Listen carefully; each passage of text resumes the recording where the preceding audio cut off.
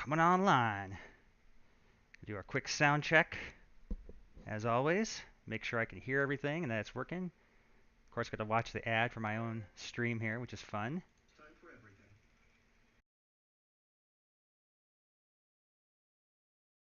It's official. I have a commercial. Okay. Testing voice. All right, that works. All right, let's make sure the game sound works today because you're going to want to hear sound effects today. Just testing to see if I can hear things. All right, yes! I succeeded in getting everything set up correctly. All right, now let's do my spiel here. All right, first I'm going to mute myself on this thing. Okay, great. All right. Now I get all the logistics out of the way. Good morning, everybody. My name is Ross Shabilsky. I am the founder of D20 Studios. We are an indie game studio based here in the beautiful Salt Lake City, Utah. Proud to be a Utah developer, and we are developing an amazing game called Summoner's Fate. It is a top-down tactical strategy game that combines deck building and RPG elements into an amazing experience, both in single player and multiplayer. All turn-based, grid-based combat, and you get to build decks where the goal is to win in the most creative and weird ways possible. This is our website, summonersfate.com, where you can learn more, join our community on Discord, find our social links at the top here. We currently are in pre-release, so the game is not officially out for worldwide launch yet, but if you are one of those folks that just can't wait and want to get your hands on this and take part in our development journey with us, then you can purchase the game here on our website and join along in our development as we add new content to the game each week.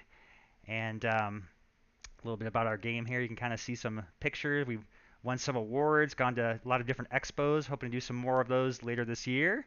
This is kind of an idea what it looks like, all top down, very reminiscent if you were playing a game of Dungeons and Dragons on your board with miniatures, except in our world, the characters look up at you, literally, so that you can command them from the sky like a god. And it's quite fun.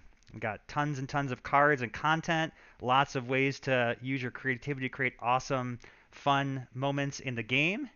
And today, I'm going to be developing some new cards. And the theme of today's episode is, drum roll, dun, dun, dun, dun, dun, dun, dun. Here we go, get into my thing. Oh, by the way, forums is how I get to these things. I should probably kind of give you some direction, but play with fire. Yes. Today we are going to be playing with fire, and it's going to be a whole lot of fun because we're going to be making all kinds of weird and fun fire-themed creatures and implementing some hilariously fun effects that make playing with fire in the game oh so much more fun. So I'm super excited. Glad to have you guys here with us today, and hope we're going to have a lot of fun. Greenblade says, Yo, I've probably already asked this, but who's made the website? That's an excellent question. This guy. This guy has made the website. Yes, that's one of the many fun hats I wear in addition to making the game, developing, designing is all the infrastructure and things like that, website building. So yes, I become somewhat of a master of CSS and all the other fun things it takes to get that thing up online. So, let's give you guys a little taste of kind of where we've been at. So, first off, some background. Last week we were in the process of doing a major revamp of the development tools I use to make the game, and and we had some fun in the week before that, failing at getting that to work. And then last week we succeeded, and we were able to use those new tool structures to build the Wall of Fire. And so it kind of inspired me for this week. I'm like, I need something really get in there, really fun, exciting to build for this week. So what could be more fun than fire? And through the process of updating that tool, it's funny because as you develop more, you discover more about what you're capable of doing. And so it's kind of like the engine, as I developed it, just sort of opened up doors for things I had always envisioned and thought would be really fun to do, but didn't have the means to do it a couple years ago. And now, as the tool has been refined more, I've discovered ways to make these things happen. And so, for a very easy, low-hanging fruit win, I got this kind of stub in place for the fire VFX, and that sort of struck the inspiration for this episode. So we're going to go ahead and start with showing you guys that. So this is the development tool, and actually, I should probably escape by this so you can kind of see where it's coming from. The tool is awesome because it runs the game as well. I can actually play the game within it and do all the testing, which is just great for me. Because it's always good to test your work and to see it live, and as it's working in the actual engine itself, I can verify on a one-to-one basis that things are implemented as they should be and working as they should be. Okay, so we're going to pop into full screen here, and I'm going to kind of show you this effect. Now, the idea I had, one of the first things that happens in the tutorial when you play the game is you blast these poor little goblins with fireballs. To be fair, the goblins are, invading your forest and chopping it down, so you need to pay back at them. And I had this character here, the Fire Elemental, all right, and he's a character that, he's on fire. So he's got what I call a fire shield. He's a character from my first game, Hero Mages, and it had a similar power in that game where he would burn people that tried to attack him. And the effect in the game previously was not all that exciting. They kind of just attacked, and the characters took damage, and it wasn't all that exciting because it didn't really exemplify the fact that he's on fire and that people hitting him should also be on fire. So without further ado, I'm going to have this poor little goblin make the mistake of trying to attack this guy here. So everything in our game is just to pick up and drag in her face. It's very, intuitive and kind of fun. You can play it on PC and on touchscreen. It's really fun because you can really poke at them and stuff. So I'm going to go attack this fire goblin. We're going to see what happens now. Oh, God. So gruesome. So we'll do that again. As you can see, he now ignites. And it has a little playful animation. This is something that Peter had created way back, and I just couldn't find a way to get it implemented or use it properly. And through a series of different nodes in my head connect together, I'm like, I think I know how to make this thing work now. And then I had to, of course, find this hilarious sound effect for the little goblin, I'm on fire. So we'll do that one more time for you guys. All right, you ready? Here we go.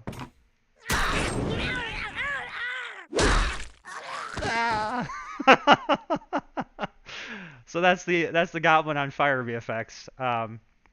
So what we're going to do today is expand upon that theme by building some new fire VFX creatures, and then I want to take that effect, which is currently kind of hard-coded into the fire elemental, and make that sort of a universal thing that happens in general when things get hurt by fire. And then for those who weren't here last week with us, I was going to showcase the firewall. I did do some more additional work on it to kind of improve that VFX. I wasn't too happy with how it was looking before, but it looks a lot better now. As you can see, I've got that fire, just really double layer of the blend mode VFX on top of a normal blend, kind of smoke behind it to give it that nice dimension, which is great for when you've got levels that are brighter, like the snow levels. When you just use a plain particle blend layer, it tends to be transparent and almost invisible against snow background, but with the double blend layer technique I've been using, you can really see the fire pop, and so when things walk in the fire, so he doesn't do the hilarious I'm burning animation. We need to get that working. So we're going to create some global trigger rules that will allow that to just sort of work seamlessly whenever any kind of fire damage happens, so that it looks a little bit more authentic when people walk into fire. All right, and Greenblood says, I've been learning Electron.js. Oh, very cool. And he says, I'll be back in around 10 minutes. Okay, fantastic. I forgot to run my little script at the bottom that handles my chat on the screen, so I'll be kind of looking over the other monitor here to make sure I'm not missing anyone's chat communications on the stream. All right, so that was fun and exciting, and it's fun to burn down the trees too. Look at this, the tree's on fire. I have way too much fun with this, as you can tell. Oh, that brings another cool thing too. I'll have to show you this spell. I was playing with that fire shield, and I had this spell for a long time. And maybe we'll go ahead and make the fire shield today later as well. But this spell gives the ability to put the fire shield on a character. And I said this needs some improvement to that VFX there. But now if I go over here, ow, ow, attack with this character. And she gets on fire as well. Yeah, and she had a little goblin sound effect, so we're gonna have to make some adjustments so it doesn't do the goblin sound effects. I'll need an appropriate sound effects for the clerical character as well when we do these. All right, so hey, the Kelsum is here. Uptime. Yes, welcome to the stream. Today we are playing with fire. As you can see, we've got a lot of fire going on right now, and we're gonna be making some awesomely new, fun fire characters and getting a global fire response VFX in place so that it's just oh so fun to play with fire in the game. Yeah, there's nothing like having just really responsive, fun animations happen in response to things you do in the world. I think what takes games to the next level is that extra mile that the developers go to really add a special touch to the interactivity to make it just feel a lot more fun and exciting when things happen. When the characters respond, it makes you feel like you are, having a real impact on the world in front of you. And in our case, where you're sort of like literally looking down into the world and they're looking back at you, it's really cool to see things like the trees set on fire and the leaves burn off and the characters flail their hands up in the air. And Imzakarella is here again. Excellent. Welcome back. Good to have you with us again this week. And the Kelsum says, "Hey, awesome fire VFX. Thank you, thank you.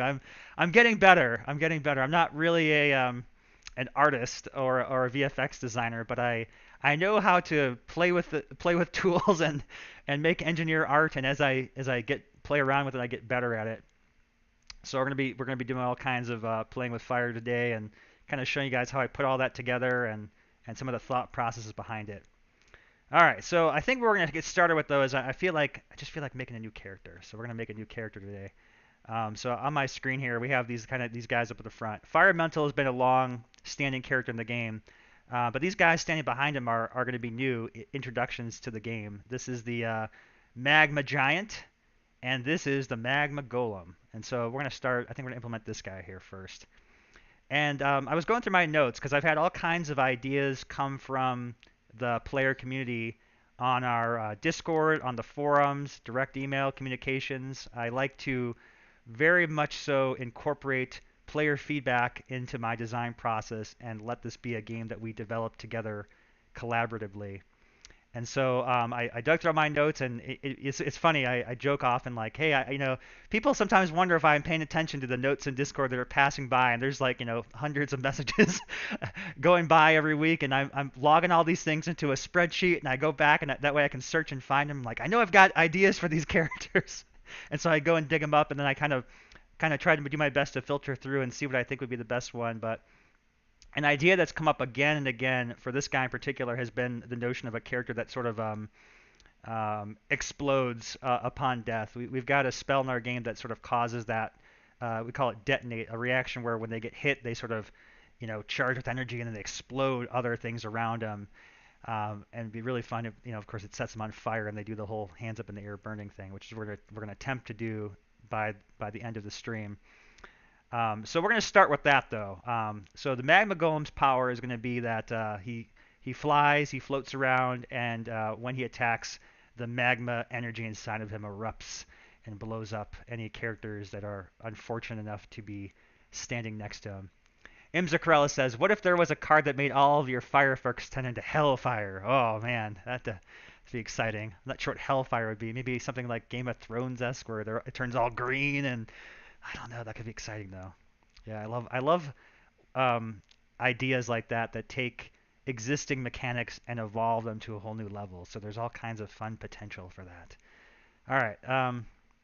So we're gonna get out of this. We're in the map editor module, and we're gonna go into the character editor module here, which are all the characters in the game are just referred to as units. And all right, so we're gonna go down and find the Magma Golem here. Magma Golem. I have not built my search feature yet. That's one of my to-do lists still, where I can just type it and find it, because my list is becoming quite lengthy, as you can see here. It gets harder and harder to find things. And for some reason, I'm just really bad at alphabetical order and finding things in a list. Anyway, so here he is. And this is kind of cool. I'll speak a little bit to our animation engine and how this character was constructed, because you can see a lot of the work has already been done here. And new people in the stream may not be familiar with our development process in these tools. So first off, this is a tool that was built by me for the building this game. When I started the project of Summoner's Fate, again, this is a successor to my first game, Hero Mages, and there was a period between this game and the first game where I kind of decided I needed to get some more experience, and so I went to work for Electronic Arts, and I was there for almost 4 years as an engineer manager, then development director, then producer, working with some of the best talent in the world, learning the ins and outs of the industry, and learned a lot of great skill sets there. And one of the very important lessons I learned about was that if you want to be able to have a game not just shipped and forget about it, but I want to have a game that can last for the next 10, 20 years in as a service because I feel that when you invest in a game like ours, it's more than just a one-time play and beat it and forget it kind of thing. It's a hobby, right?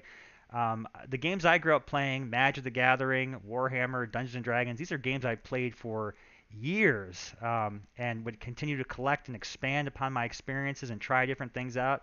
And that's the kind of experience I want to create with Summoner's Fate. It's a game that's going to be continually evolving, responding to the player feedback, and changing year over year with new content.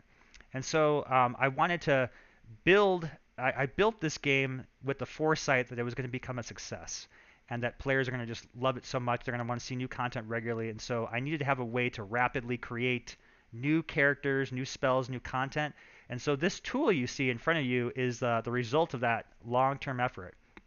And one of the very first things I did that I knew I would need to succeed at this was to find a very talented animator that I could work with face to face, hand in hand, so that we could develop this technology together to create what I consider to be a very scalable production pipeline that can allow a small team like mine that would normally take probably millions of dollars, honestly, to create the amount of content we're talking about in scope here. I mean, our game will launch with over 200 unique characters, not reskins, but literally unique, distinctive characters. And the capability to produce that kind of thing with normally requires a very large 30 plus member team and lots of expenses obviously to afford sustaining that team, and we need to be able to do it with two people. So this is why we've invested in building this tool. And to build these animations, we use a development tool called Dragon Bones. It's currently a free-to-use tool built by Egret Software, and it allows you to build 2D based armatures in a similar fashion to how you would construct 3D models. So all of this animation here is all done via armature parts. The actual construction of this thing is very lightweight. I mean, he consists of very few actual illustrated pieces. There's a head, a half a torso that they illustrate, and then an arm and a hand, and then of course the weapons. And then what we do is we use the power of the development engine to transform this into a living, breathing character that you see before you. This tail here is really great. This is a mesh-based animation. So the artist just draw on a template, which is a gray box template. And I was thinking maybe I should show some of these things to give you guys a better sense of what's actually going on here. Hey, and let's see, we got some comments here. I'm sorry, I'm neglecting the chat. Real quickly, we've got Imzacrella says, Wisp, 1 mana, downfall, shuffle this back into your deck. Okay, so we got a new card idea there. Excellent. And then the Kelsum says, content plus Wes. Way to be. Yes, that's awesome. And he's got a smiley robot face. All right. So real quick, I think I'm going to show you guys this. I don't know if I've ever really done a thorough enough explanation, but I'm going to try and find my template here to show you what this looks like. Okay, here's our units thing, and I have no idea how this is going to load here, but we're going to try and get it up here. So this is my character assets. And this is going to blow your mind what these things look like here. I'm going to try and zoom in here, see if I can get in close. And get in closer. And then if I can get my little hand to work, I forget how I get it to do its thing. Well, this is probably good enough to explain what's going on. So you can kind of see here, these are what I consider to be my templates, right? So I actually built this template structure and designed these kind of mocks. Working with Peter, we kind of created this like structure together. And you can see here that these templates all are designed to construct various types of creatures. But what's really cool about it is that there's a lot of, I see it's obviously reuse here. So we have different types of creatures, but you can see here the parts. Really simple, half a torso for this dog, little ear piece, little foot piece, and it's all designed to be very lightweight. And then they kind of all assemble together into these various structures that's handled by the engine. Here's like a tail, for example. So that fire tail you saw in the Magma Golem is really just this static 2D illustration. So picture this. I create something like this, which I describe it often as like a coloring book template. This is something I hope actually my daughter is really excited. She's 6 now, and she's excited to draw characters for the game. And I've been thinking about printing out these things as little coloring book sheets, right? So the idea is you send the artist these templates, and they're all sized and measured and everything like that. And all the artist has to do is literally paint over it to create character illustrations. And I'll see if I can find one. And here's an example of what that looks like. So here's a template. Here's a template that's been painted over, right? And it creates these really great graphics. These are all vector based, so they're incredibly lightweight. I think we've got over 200 characters now in this file, and this file is 6.7 megabytes. And that is a ludicrously small file footprint for something of this level of magnitude, which is really fun. Okay, and then the engine, I said, assembles these things and creates them together. And the cool thing about it is that I've got it down to a science now where we can literally mix and match parts from different creatures to create different things. So the Magma Golem is an amalgamation of a piece of the humanoid torso with the snake tail that's being warped via a mesh animation that Peter created. And the artist literally paints a static image, and we stick it on there and tell it, okay, this is a tail armature, and then the engine sort of magically knows to go through the recursive blocks, building blocks of this character and transform it into a living, breathing character that you see before you. And this is really fun. I can sort of interact with him live here. You can even see his jaw articulate movements here. He kind of turns his head and looks at you. So he very much feels alive, and he's waiting for my commands now to tell him what to do. So I'll have him do some things. I'll have him attack. He can whack things, and he can fly around, and he can, you know, fall from the sky. Ah! That's interesting. His tail doesn't appear until he lands. I'll have to look into fixing that. I guess it makes sense. And he can die. Dead golem. Okay, so we've got the golem in there. All right, now the other cool thing about the engine here is that in addition to designing the characters, I can also design their character card, as you can see here. So this is pretty cool. I can got these cards all built in the engine. We can actually see and type on this in real time and be like, ah, look at that. Yeah, and give him some powers. I want some powers. Give me fire. See, look at that. Hey, the pancreas is here. H or spacebar. I'm not sure what that refers to, but awesome. The pancreas, by the way, everyone, he is our artist, Peter, that I've been talking up here the past few moments. And yeah, so he's the guy that did all these amazing 2D character animations for us that I'm just so proud of. All right, so we're gonna work on giving the golem here some powers. Okay, so first off, I don't know why his cost is 6. I think I did that because he was inactive and I didn't want to have him appear in the search filter. So I'm not sure what his cost should be yet, but we'll leave that alone for now. I mentioned we want to give him a power of he explodes on death as his main ability. So I already have that power because we built it for a previous spell, which I'll kind of quickly flip over to, and I'll show you how we kind of are able to reuse various assets here in new ways. That spell was called Detonate. Here it is. This is one of my favorite spells in the game. And it's my favorite because I don't know, at some point during the design process, this idea popped in my head and gelled with another thing we were working on completely separate, and now I just love this. So Detonate is a card in the game that you play on a character, okay? And it gives them a power called Downfall. Downfall is a keyword that means when a character is defeated and falls to the ground, it has its, kind of last standing trigger that happens, and it doesn't affect, right? And it's like, what is its downfall? I thought it was a very kind of creative word for that trigger. And so what this does is the character explodes, all right? And then they deal 4 damage to all the surrounding characters. You can kind of see here in the art, that's what's happening. This poor guy is just filled with energy, and he's just going to explode his burst upon the field and blow everyone up. And we use it currently in our Squirrel Hurlers deck. where we have a druid that throws squirrels at people, and then you can play this card on the squirrels to transform the little tiny squirrels into suicide squirrel bombs, and they run at the enemy, and then when the enemy attacks them and they kill the squirrel blows up and kills things. It's pretty funny. Anyway, so we're gonna give that power that currently exists to the magma golem as sort of a native power of his abilities. All right, so I'll go back to magma golem here. Where is he? See, this is where I really have a hard time with alphabetical order. Magma golem. Here we go. All right, so I've got that power. It's a status effect. We can get it from the abilities list, and we're gonna go and find it. It's called Downfall Detonate. There we go. All right, and get rid of this coming soon text. And the cool thing about that is that you can see as I add powers to a character, it automatically updates the card text. So the entire engine is designed to be very modular, and we've got it all prepared for localization worldwide and things like that. And so it'll pull in the keys, the text key from that description, add it to the card here, and so it can kind of dynamically assemble the card description. What's great about this is that it eliminates all the user error on my part, where if I decide in the future to change the ability or how it's described, it will then update automatically on every card, and I won't have to worry about manually going and searching for all the cards and changing their text. The Kelsum says, squirrel hurlers. Yes, the squirrel hurlers are kind of our staple pitch now when I go to conventions. Cool backstory behind the squirrel hurlers. In fact, here I should show you the squirrel hurler druid. I kind of go off on tangents as I describe these things. I'm sorry. I get so excited. I get so excited. All right, here's Sylvie the druid. So she's got the squirrel hurler staff, but when she'll cast them and she'll literally launch a squirrel at things.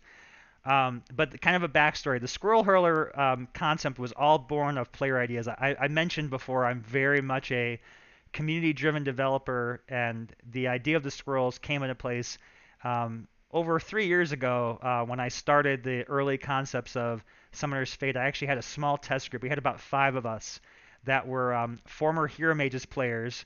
Actually, I should say former. They were Hero Mages players at the time. And I kind of got them together and said, you guys really like this game, Hero Mages? I'd just love to get a small group together, get your feedback, and talk about this new game I want to build. And so we would have these weekly kind of fireside chats, and they would just shoot ideas at me about what they wanted to see in the game, in the next game. And one of those players, Adam, he really liked this idea of, he liked The Princess Bride, which I'm also a fan of. In fact, my son is named in part from the character Wesley, so... and he was talking about the RUSs, the rodents of unusual size, and how it'd be great to have a deck where you just summon a bunch of weird little creatures like squirrels and then mutate them and attack the enemy with these super-powered squirrels. So that's where the squirrels came from. And originally the druid was just going to summon a squirrel and then transform it into super squirrels. But somewhere along the line in our crazy brainstorming sessions, we thought, wouldn't it be a lot more fun to throw the squirrel at people? And so she throws the squirrel now. And it hits people in the head, and then you transform it. Yeah, so that's one of the staple characters of the game. Yeah, at conventions, Peter and I will be like, hey, you want to throw a squirrel at some orcs today? And our favorite reaction is, yes, I do. Yes, I do want to throw a squirrel. Love that.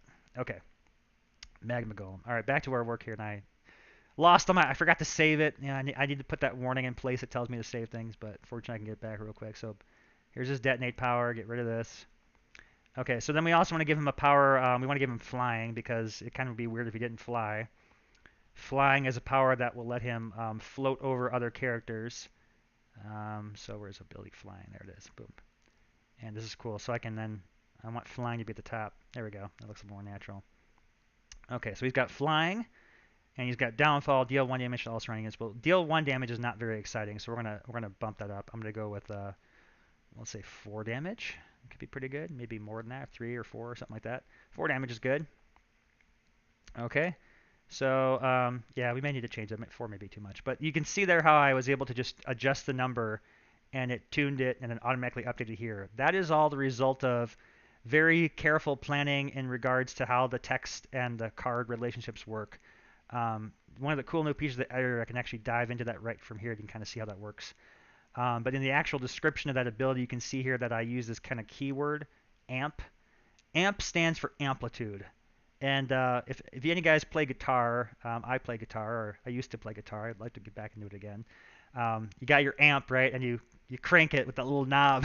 to make it louder. So that's where the term amplitude comes from. That's my way of tuning it, right? Tuning the ability to make it greater or less than, I guess. And so anytime you use this keyword amplitude in the description, it automatically corresponds to the numerical value you pass into it. That's that parameter here. When you see this little 1, and that trickles down into all the abilities that inherit from it. So I can very easily ratchet up or down his power, and it's great for balance testing, and it's very easy to seamlessly integrate. Emzerkrella says, "Wow, that downfall was what I was thinking for it." Ah, see, there it is. Wait, isn't the mana limit 5, not 6? Yes, that's correct. The 6 is just a temporary thing. We're gonna fix that. But yeah, see, so Emzerkrella is actually he's a fan of our Discord. He's a regular contributor to new and amazing ideas. I'm very appreciative of him being part of our community and sharing so freely all of his awesome ideas. And yeah, and so there you go. I told you guys I go back to my notes and look up and kind of collate through all the ideas he presented and then sort of put it together to come up with these powers. So yeah, this is very much a player-inspired ability there for this Magma Golem. I believe that when developers and players work together, we create truly awesome, amazing things. So yeah, that's a bit high for his cost. I'm not really sure what he should cost. I'm gonna start him with 3 for now. I'm kind of feeling 2. I like 2 a lot for these characters, but 3 might be good because he is kind of like a little mini fireball there. That'd probably be more appropriate. Okay, and now he needs some stats because he doesn't have any kind of power or life yet. So we're gonna give him some. So I do that in here, and power, and not sure what power he should be. 2 or 3, something like that. Let's start with 2. And then we're gonna give him life. Ah, look at that, and see how that just popped on there? Isn't that fun? How that just sort of magically appears as we do that. And then life. How much life does a magma golem have? I don't know, 5, 6, something like that. Let's say 5. Oh, I replaced the other one. My mistake. I forgot to do add instead of power. Okay, let's add a new one. 2. Okay, there we go. Move that up. I have a bug right now where something I did with the life is not updating until I save it. So when I save it, now it'll update. There we go. Okay, so 2/5 for 3 mana. Okay, and then when he explodes, he deals 4 damage to surrounding units. That is a very interesting character. So we don't want to necessarily kill things outright. 2 damage is not necessarily that high. But again, he's almost like a little portable fireball in the fact that he's going to explode and deal 4. So it's probably a good starting point for balance. If anyone has any tuning suggestions, ratcheting up or down, I'm of course all ears, and we'll take your feedback if you've got any suggestions. But I'm just sort of going off a gut feel here, giving him starting stats, and then of course we'll play around with them and go from there. All right, so there's some powers for him. So he costs 3 to summon. Okay, his card text all looks okay. I think we are ready to test him out. Oh, one more thing I want to do is make sure he's functional. This is a little marker I use to control whether or not he will appear in the actual card collection list. So when you go into the game, you'll be able to select him for your custom decks you'll be building. Okay. He probably needs some sound effects. Let's see. I think he's got sound effects. He's supposed to be stone. I guess that sounds like stone. No, weapon stone. Oh, body flesh. Yeah, that's why it sounds weird. He's, I'd say his body's more made of stone. Let's see that. That's better. Yeah, I like that better. Okay, good. Okay. And then I feel like I want to have him have some kind of a... He's not going to die like that. He's going to have the exploding death. I'd love to give him a better death sound. And the death sound I'm thinking of is, let's see here. Where we got here? I know there's that Monster Screams No. That's the one I'm thinking of. Let's see if I can remember what I thought it was called. Monster Screams No. Yes, that's it. Yeah, there we go. That sounds more freaky. And death animation. Let's see. Death float. That's much more appropriate. Okay, and then we'll save that. Okay. All right. Now we're gonna go ahead and we're gonna test them out. So I'm gonna go into my little test deck here. This is where I kind of plug in different cards and stuff like that. I'm gonna get rid of this and get rid of that and get rid of this. Just trying to clean up my deck hand a little bit. Okay, and then I guess I'll change this to him. I'm gonna make that magma golem. Okay, save. All right, save that. And now we're gonna go and test him out, make sure his powers all work as we expected them to work. All right. Imzicral's got some more text here I'm going to read. Magma Golem Giant. 4 mana downfall. Summon 2/2 magma minions on random surrounding tiles.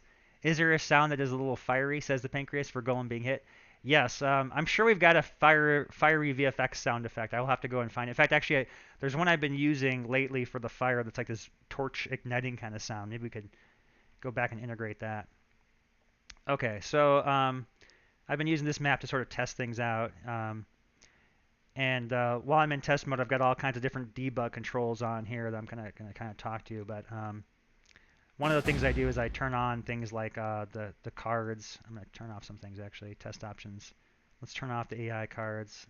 Put the life bars back on. Leave that on and show full deck. Okay, let's try it again. So I do this as a way to quickly get access to cards. All right, so there you can see he's in my hand, and his card looks like it's working correctly, and he costs 3 mana, and looks like 3 mana is lining up.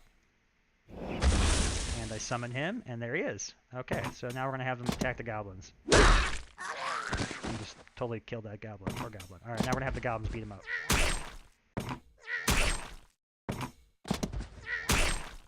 Yeah, keep going. Alright, and here's a moment of truth. Should I make it big screen for this? Let's do it. Big screen, because I can. Full screen mode. Alright, here we go. And...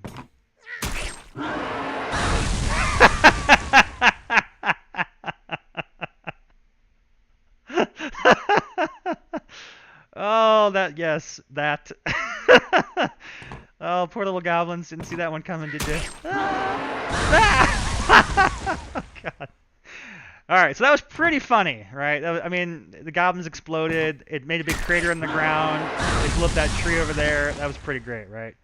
We're going to make it better. We're going to make it even better, okay? Because we're going to attempt to implement the fire VFX. It'd be a lot more hilarious if the goblins burn. I got to show this to Peter because I don't think he was here for the first part of the screen, and he hasn't seen this yet either. But this is the fire VFX through a combination of just different nodes in my brain connecting together with some of the new tool upgrades. I was able to figure out how to piece together to get this to happen. So check this out. What happens when he hits this fire golem?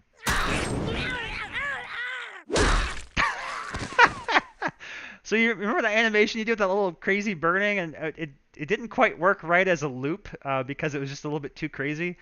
So I don't know. At some point, I figured out how to add this fire VFX so that it would get. Initially, my goal was to get feedback from the flame so that the fire would sort of ignite on the character when he got hit by the fire. And then I thought, wouldn't it be hilarious if I could somehow get it to do that little hands in the air like I'm on fire burning animation? And then, of course, I had that sound effect in my head.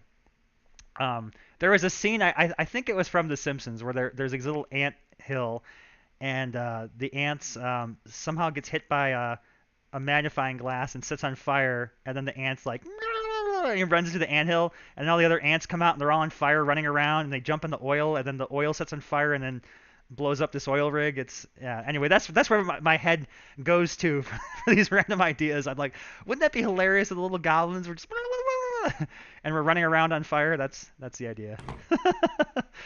The Pancreas says epic. Yes, isn't it though? Isn't it?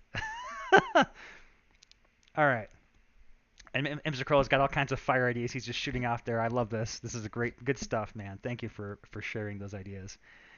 Okay. So anyway, my next step is I would love to get that fire VFX for that explosion here to just sort of occur naturally whenever fire damage happens. So what I'm going to attempt to do next is get a global rule working.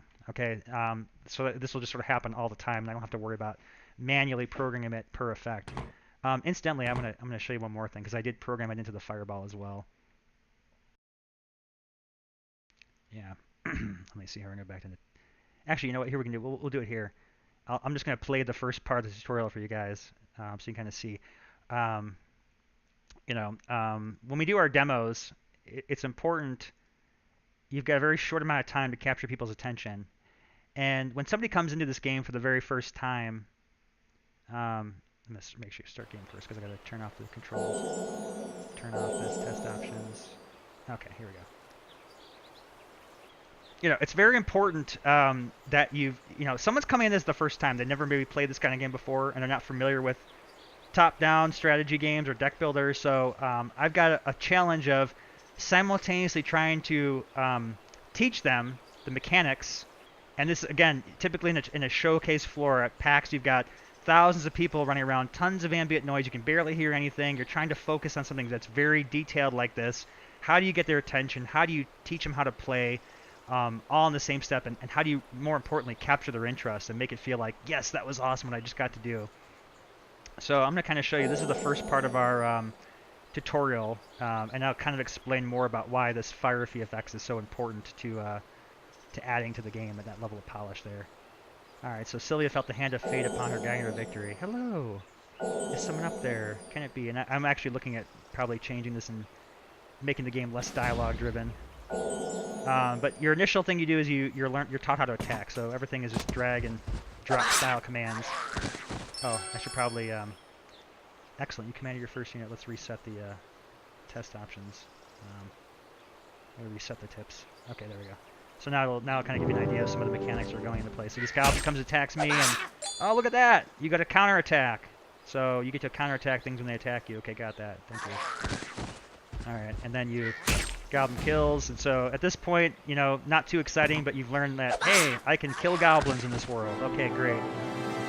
All right, now it's like I have to somehow explain that there's cards. I didn't quite know how to do that, so we're just like, all right, you know what? We'll make it a reward. Nobody reads things in games anymore. It's just like you don't do it. But everybody wants to see what rewards they got. So I figured if I put the instructions into the rewards, people will read it because they want to see, oh, I got this. I can cast spells now by dragging cards. Okay, cool. Thanks. And there they are. Oh, look at that. I've got cards now. Okay, cool. Can I do anything with them? No, I can't do anything. All right, maybe the next place I go to will teach me things. All right, so now I'm on the very second level of the game, and the goal here now is to destroy these goblins. Okay, they're pulling. All arrows are pointed at her. Now is not the time to save your firepower. Okay, and so, of course, what I want to have happen, and this is not always the case, people are always tempted to heal her because healing is a very primal need. You don't want your character to die. So I'm going to have to change this. This is one of the learnings I've had doing this demo many times, is that putting that healing spell in there throws people off. Anyway, all that aside, here's why the fireball is important, because when you fireball these goblins now, it's hilarious. They're all running around and they're all on fire. I just love that. I'll just do it again. Oh my god. That sound, the Kelsom says, that sound reminds me of Diablo 2 for some reason. It does. I feel like there was a particular enemy in Diablo 2 that does remind me of, the Carvers. The Carvers are kind of like the goblins of Diablo 2. Those little imp-like demon things, and they had kind of a similar kind of funny sound effect like that, but yeah. Yeah, I love that. Oh, man. Yeah, so you can see there's all kinds of little effects that are tying into place here. We got a little bit of a screen shake going on. We've got the response from the fireball hitting it. I'll do it one more time. Wish I could slow the animation. Yeah, that's just so fun. The tree's got a little lingering flame on it, and it's now, the leaves are gone. We got this creator in the world. So all these little pieces kind of contribute to the senses and the feedback the player is getting that I have power in this world. I can do things. I can make change happen, and it's fun too because it's lasting change. The goblins they screamed in pain. They disappeared. There's a crater left on there showing that you made a mark on the world, literally. So all very important. Anyway, this is why I do these things. It's important to create that sense of immediate reaction and make the player feel like they're a badass, right? And the first moments of the game. So yeah, blowing up little goblins and watching them scream is pretty funny. Not cruel, mind you. We didn't like rip their skin off or anything like that. That would be taking it a little too far. I do want the game to be sort of a little bit of a lighter tone, funny, but not like not morbid, But they're not, and they sort of poof away, right? So it's all kind of cartoony humor that's going on here. That was very important to our style. I feel that video games nowadays seem to think that players want more and more gratuitous violence, and people are kind of becoming desensitized to the amount of like sheer violence in games, and lose a little bit of the heart that's going on. And it's crazy because I very much feel as a core gamer that's grown up with these games, and at some point in my life had craved more blood, more violence in games, and now as I've grown up and I have a family and have little kids, those kind of things sort of turn me off now. I don't want to see the flesh sear off of things. I don't want to see blood squirting out of things anymore. I want to see um, you know I want to be clear of what's happening. I want to feel like there's a reaction, something fun happening. Like I like to see things explode. Um, but I want to be able to play this with my kids. It's actually really fun to play this with my 7-year-old son. He's really good at it. It's really good moments, and yeah. So I think that there is a shift that's going to happen in the marketplace, and that our particular visual style of this very colorful, vibrant, yet still very detailed and mature, in ways like it's kind of like a borderline threshold between, it's not cute, but it's not overly serious either, right? And I feel like that very unique niche style is going to become a big thing in the future. That we're going to be the first to pioneer this sort of very rich vector style, and that rather than just being a derivative of all the other things, pixel art, AAA blood and gore, we're gonna be the team that defines the next standard, and the game developers that follow will make derivatives of our work, versus us just sort of copying what's been done. That's sort of my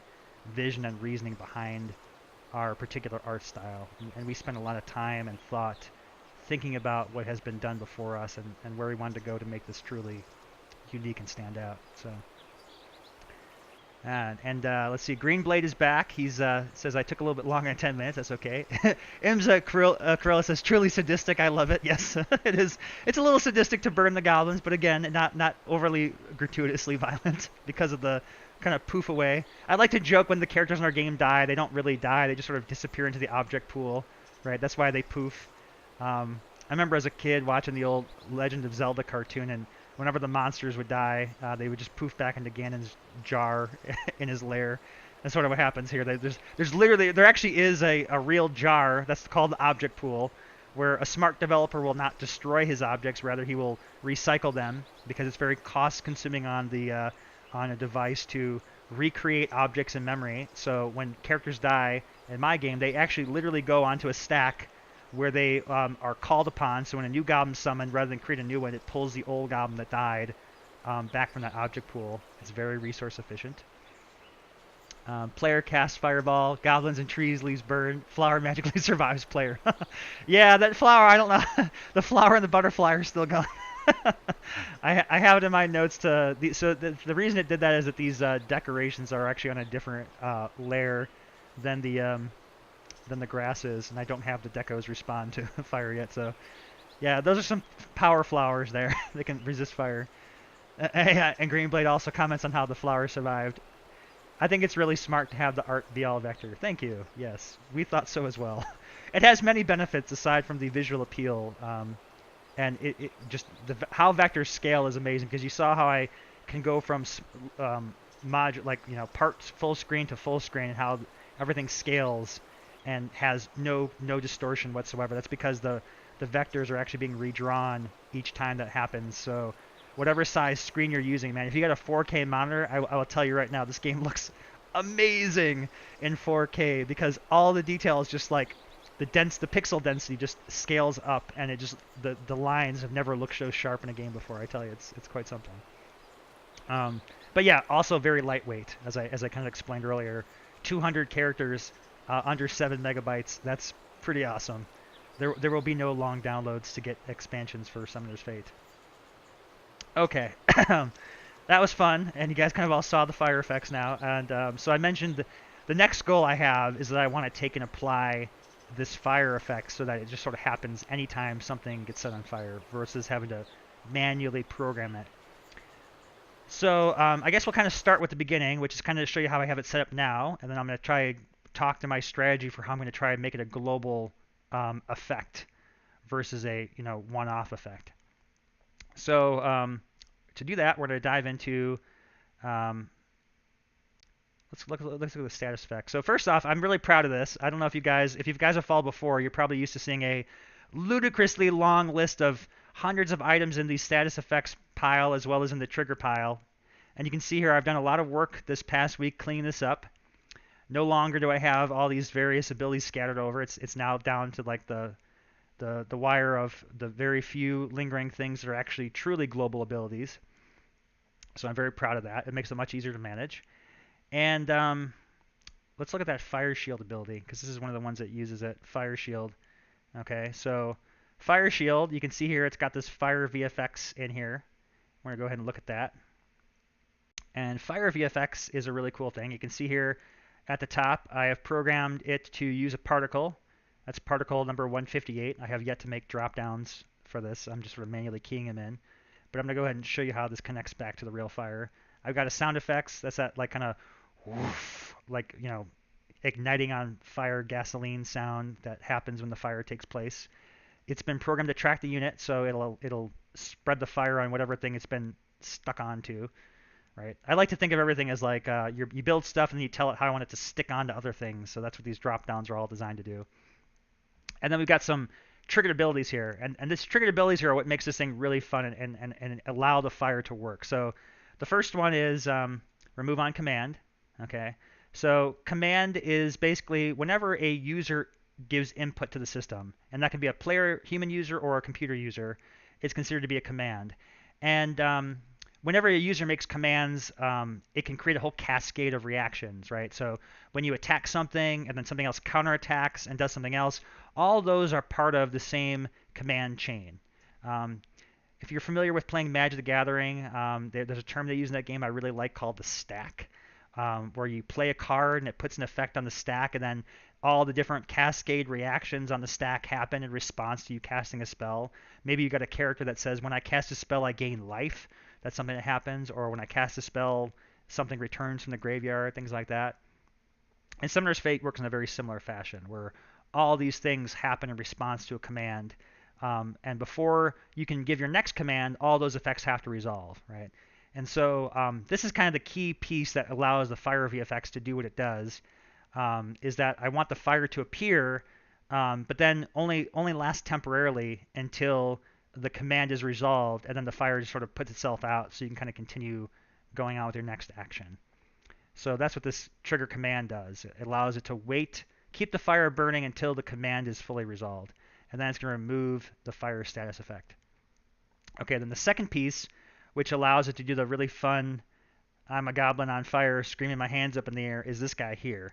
So a very important innovation I made to the tool set that was not a capability we had a year ago was this ability to add what's called the ideal animation. So normally characters will use whatever animation is hard-coded in their definition. So whatever their cast animation is, usually it's sticking out their weapon and pointing at somebody to cast something. But I can give it a new animation type. And in this case, I tell it I want the burning animation. And so this has no effects. It's literally a command that's designed just to program the animation.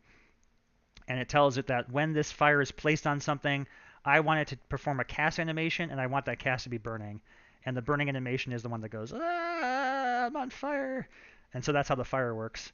And I forget how I did the sound effects. There should have been a sound effect for that goblin burning here, and I thought it was in here. Now I'm trying to remember where I put that.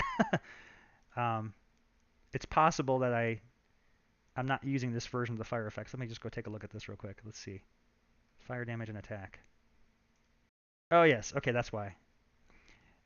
I had started building this as a nested, and I decided to make it global because I wanted other things to be able to use it. So it's actually over here. Burn and affix. There's the sound effect. So that's the little I'm a goblin screaming sound effects. Now, I did mention there's a bug where I don't want to have the goblin scream happen for all the characters. So the great thing about this is that I can program conditions and triggers. So eventually we can even have things like maybe it's a little weird, for example, for skeletons to flail their arms on fire because they're undead and they feel no pain. So, you know, I could probably put a trigger in that says if it's undead, don't do the fire burning animation. Just let the fire sort of, or a zombie would not flail its arms. It would just sort of chill and let it maybe smell itself like, I smell like I'm roasting here, you know, something like that. All right, I got some more comments to read here, so I'm going to go ahead and read them. Greenblood says, That's also extremely smart, having everything go on the stack rather than recreating the object again. However, it's very inefficient to do this for a game that isn't, since it'll take up a lot of memory to store all those objects, and you've got not enough RAM, then the game will crash. The reason that the objects are disposed of is because that memory can be used for something else. But if the objects are always there, then you're limited on memory overall. I don't know why I said having everything on the stack. I couldn't find the correct word. Oh yeah, so Greenblade is referring to the yes. Developers are all, and Greenblade himself is an engineer as well. So we're always looking at ways to optimize resources. And you would think in this day and age, with computers as powerful as they are, we would just have to stop worrying about this, but it's actually not true. We always develop for the lowest common denominator. We assume you've got a device that's 4 years old and has no memory, so that when we try to build things to optimize for that. So yes, there's always a push and pull of cost and trade-offs. So um, object pooling does have concerns with regards to it's storing things in memory, so you are paying a cost of memory being used. And as a trade-off, you're saving the cost of performance, because when it comes time to create new objects, that often creates spikes in the performance. Whereas if you can pull it out the stack, you create a much more fluid experience. So I handled that trade-off in Summoner's Fate by as follows. The the pure data objects, the game logic parts, the objects that actually store the triggers and things like that, they're very low on memory footprint. They're costly to create, but they're very low in terms of actual storage. What's costly to store are the textures and graphical assets. And so I do dispose of the view assets once they're fully destroyed. Actually, I may keep some of those on the stack as well, but generally I think I get rid of all the heavyweight things are disposed of, and then the pure data is recreated. Um, and then for anything generally like that needs to be created lots of times, like the characters, those get all stored once in the texture atlas, and that memory is preserved. But there's a that way when you go to create it, it's not opening up new memory allocations. It's reusing the existing stored graphics memory. So there's a lot of reuse, recycling. But yes, absolutely trade-offs in terms of storage versus performance, and you're constantly balancing these things as a developer. Okay, there we go. And then Greenblade says, for this game, it's an amazing idea, but for something big, oh, sorry, he's saying, oh, for something bigger than this game, it wouldn't work at all. True, yeah. Larger games, you got to take lots of considerations into what you store on the stack. Absolutely. Okay. All right, so that's kind of how the Fire VFX work. And then for the Fireball, the way I got that to work, I'm going to go ahead and show you that as that spell. Do, do, do, do, do. That's where okay, Fireball. All right. Okay, so you can see here that what I did with Fireball was I manually apply the Scorch VFX to it, so it leaves the ground scorched, and then I manually apply the Fire VFX on this group. And so that is how the Fire VFX are currently being implemented, but that's also why the Fire VFX only work for Fireball and the Fire Elemental, and not for things like the Golem explosion yet. And I really want to have it so that when that Golem explodes, the goblins are wailing their arms because it's funny. And funny is good. Okay, so what we're going to try to do now is extrapolate this. We know how to make it work, but we want to make it work on a grand scale. All right. And so the way we're going to do that is by creating a new rule for the game. And this engine doesn't just modify individual characters and spells, but it can actually control logic for the entire game. And one of the things I did very early on in the game was have the ability to create various rules. In fact, I'm going to show you that really quick and kind of give you a sense of how this came to be and how it's going to all sort of come together. So I think in my debug thing, I've got a thing here. So yeah, let's see here. Is it debug mate? Yeah. Here we go. This is what I was looking for. All right. So this is something that early on in the very early playtest of Summoner's Fate, before it was even called Summoner's Fate, it was originally Prophecies, because it's the whole game's adventure sequences are based on these small stories kind of coming together to forge destiny. That's the whole fate thing comes into play. But at the time, I didn't know how the game should play in terms of its rules, right? And so we experimented with different ways of actually playing the game, right? how many cards in the player's hand, how much mana per turn, does the mana carry over turn to turn, or does it, escalate, piece by piece. So we had all kinds of different rules, and in our small test group I mentioned when we first started building the game, I gave players the freedom to change the rules for how the game is played. So we kind of test and optimize how the game is ran. So this is the current rule set, 3-card. It was the one that we ultimately settled on as the best of achieving the game's objectives of a sort of a fast-paced, turn-based gameplay while giving the player lots of choices, but not giving them too many choices, right? So this is kind of how we experimented. But you can see here various rules like mana was 3 per turn, max size of your hand was 3, you started with 3 cards, you could store up to 5 mana, it shuffles the deck, you lose when your hero dies. That was one of the other rules we had. There's a mana penalty for the player. And then some of the variants, these are things we tested against. Player always having exactly 3 cards, player draws max hand, etc. And I had other rules like here. So let's look at what standard was. This is a rule set where you didn't get any mana per turn. You started off with 0. And each turn, the mana cap increased by 1. So you started with 0 mana, and then the next turn you would get 1 mana, then you would get 2, then you would get 3, and so forth. We had one where summoning sickness was something we experimented with, where the characters, when you summon them, could either could not attack or move the turn they were brought into play, right? So all kinds of different rules, and these vastly change how the game plays and feels, right?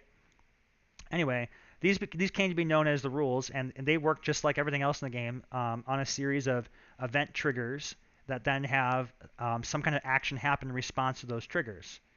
And so one way that I can get Fire VFX to apply globally across the scale is to build a rule that will adhere to the player versus an individual character, and that global rule can then apply Burning Goblin powers to all the fire in the game without having to go and individually program it to each individual card.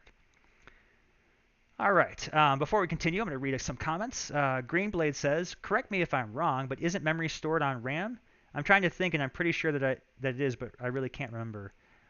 Yes, memory is stored on RAM, but you've got 2 types of memory in the game that you have to consider for resources. RAM will generally store all your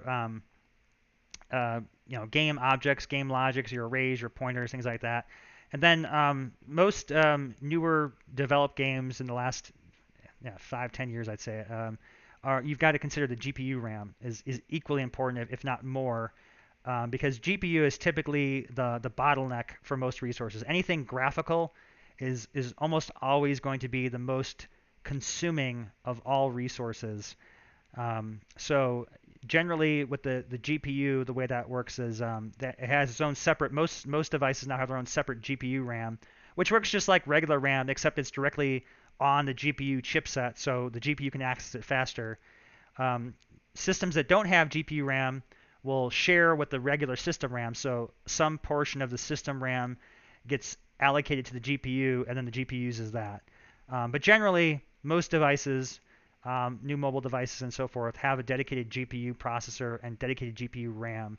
And that is typically the most sacred resource, because if you ever exceed that resource, which is quite common, if you throw too much at it, your game will just crash. So it's definitely the hardest device to develop for any kind of mobile device, iPads and such, especially older generation. Even stuff like the older, I have a first-gen iPad Air that I'll run into trouble with if I try and build too many things onto the Atlas. It will overload the available texture memory, and then the game will crash. So to mitigate that, one of the things I do in Summoner's Fate is I scale. I scale the resources so that it won't exceed a max texture size. And that has a couple benefits. The first is that the game will always run on one draw call. So I'm going to show you that, actually. This is something that may not be exciting for everybody, but engineers love this, and I love showing this off to engineers because they get a kick out of this. So I'm going to show you my FPS. Okay, so right now I have 2 draw calls. All right. Normally the game has 1. If I kill this fire elemental, kill this fire elemental. You're embarrassing me, fire elemental. Get out of here. Go away.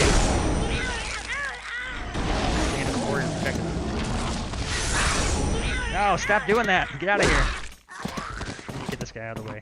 This guy's got a power that's protecting him from getting killed. Alright, there he goes. Okay. There we go. Now we got one draw call.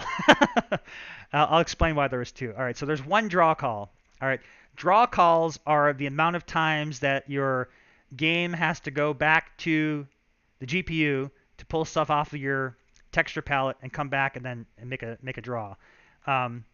Most games are running 30 plus draw calls. Draw calls are very important, and the reason that this works the way it does, really great example is something called the painter's algorithm. My favorite visual illustration of this is the one on the Starling forums that was created by Daniel Spurl. One of the most ingenious, well-crafted examples ever of explaining how GPU memory works in conjunction with the game. You picture a painter's canvas, right?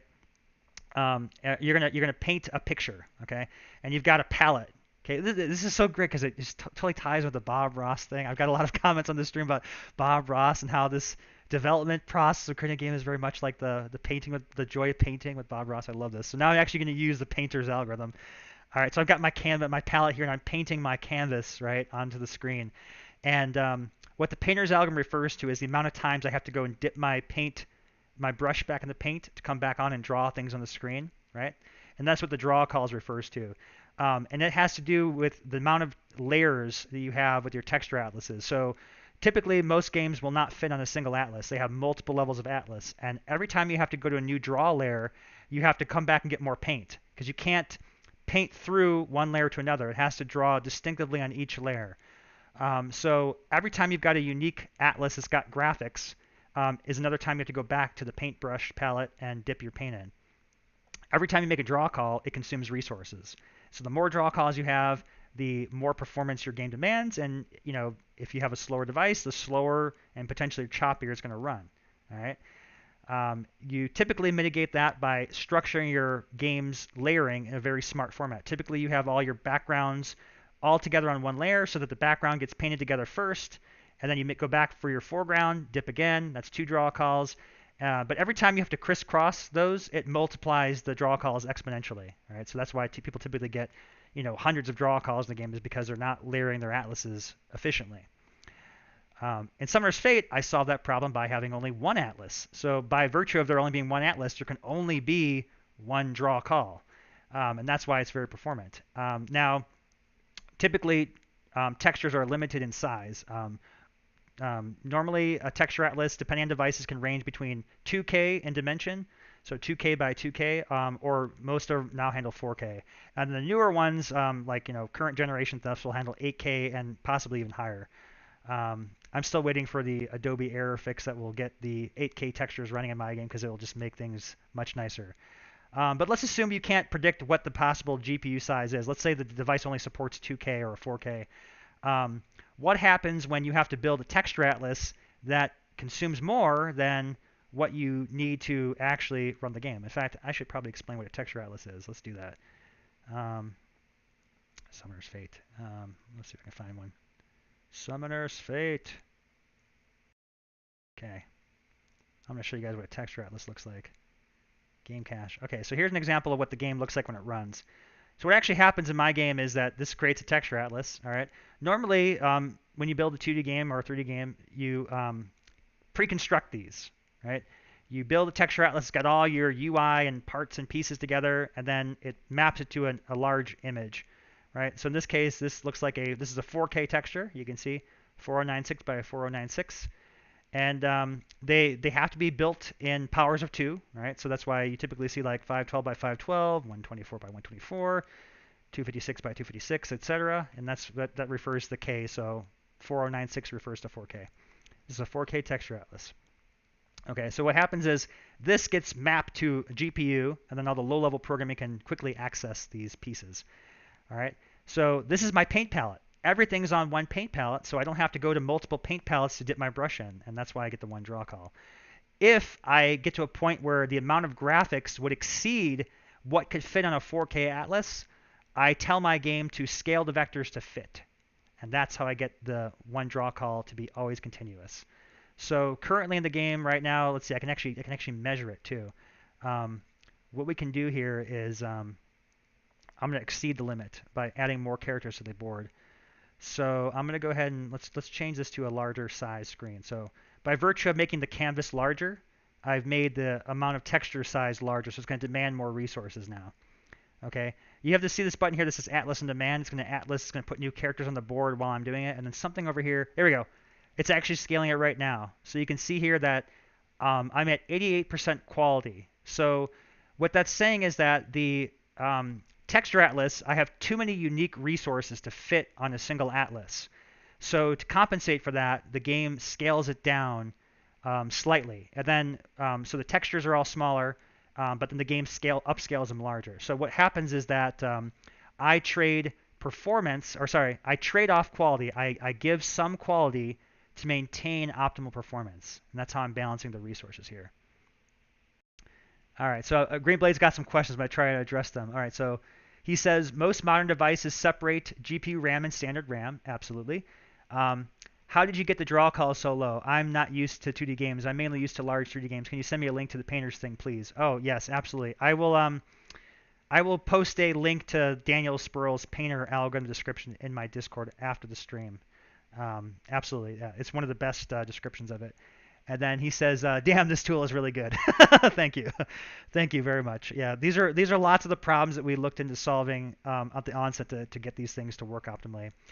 But yeah, so it's kind of funny. I had a long back and forth discussion with the guy that is responsible for this component of our engine when it's creating this atlas. So I mentioned that typically you create these things, ahead of time. Typically you'll have like your UI guy, the guy that makes your UI art for the game, will typically be really good at figuring out how to crunch these things together in a very smart package way to fit all of his UI assets onto a texture atlas, and that's usually a manual job. My game, I don't pre-create any texture atlases because I can't assume to know what resources an individual game will use until the player goes to play it, right? Based on whatever cards you take to battle, whatever assets are on the level, determines what's in the atlas. And rather than pre-constructing atlases and pulling from them together, which will result in a very unpredictably large amount of draw calls, I put all mine on one atlas. And it does it all on the fly at runtime. So this is what's called a dynamically mapped texture atlas, DMT, and that's what the open source engine that we use is called. This was designed by a man named Gil Amrin, who created the open source project for ActionScript, and so I'm using that. I've done a lot of extension to it to modify it. But I know back early on, he and I talked about this a lot. He was very much the proponent, never sacrifice quality, and typically what DMT will do is just trade everything over and make a second atlas. But I had a lot of problems initially in my game where by virtue of creating that second atlas, it wasn't creating it smart. So it would sometimes carry over a small piece of one unit to another, and then my draw calls would jump from 1 to like 75 plus. I didn't like that. So initially, what I did was I had an option where it would create 2 atlases, but it was smart about how it created them to minimize layers. And so I might drop my draw calls down to like 5 or 10 or 14 or whatever. But then I came up with the scaling solution, which I liked the best because this always ensures optimal performance. And you can see here, you probably can't tell, an 88% drop. So we lost 12% of the visual acuity, which means that there is actually some slight blurring happening around the edges of these textures. But I would consider it to be an imperceptible loss of quality for a much better performance gain. So I kind of consciously chose to make that trade-off. It's not quite Blu-ray sharpness like you'd want, I guess. There's a little bit of, and if you're very sensitive visual acuity, you might notice it. But I mean, in all like actual sense testing, I've never been able to notice a 12% quality drop in level. So yeah, it will definitely look a lot sharper with higher memory, but generally speaking, the sacrifice is much better for performance. And then why did I get 2 draw calls when the fire elemental's on the board? That's because whenever you use a second blend mode, and these particles here that are able to create this very nice sort of glowing effect, they actually use a different GPU blend mode that allows them to create that sort of I guess I would describe the effect as like a plasma-like effect that you get from fire, where it sort of creates these glowing lights, and when they blend together, they create a brighter, like more intense yellow in the center of the flame. That uses a different GPU blend layer. So if I go into particles right now, I'll actually show you that fire we created for the firewall. right? There's that whoosh flame, right? I spent a lot of time playing around with this thing to get that fire to look right, by the way. It's a combination of the right particle and then the right blend modes. But this is using the particle layer blend. So again, there's lots of ways you can blend particles. I will demonstrate here. I don't quite know what all these things mean, but I know that all particle blends are a combination of these two things. Every game engine uses the same standard terms, and they all blend together, the same kind of ways. But it's typically a blend source, blend destination. If I scroll and change these different things, you're going to see different effects in the fire. That one looks like it completely killed it. There you can see this created a little bit of a different blend, right? Now it looks almost like I just kind of like that one. It's almost like more like a almost like a watercolor paint started blend to it.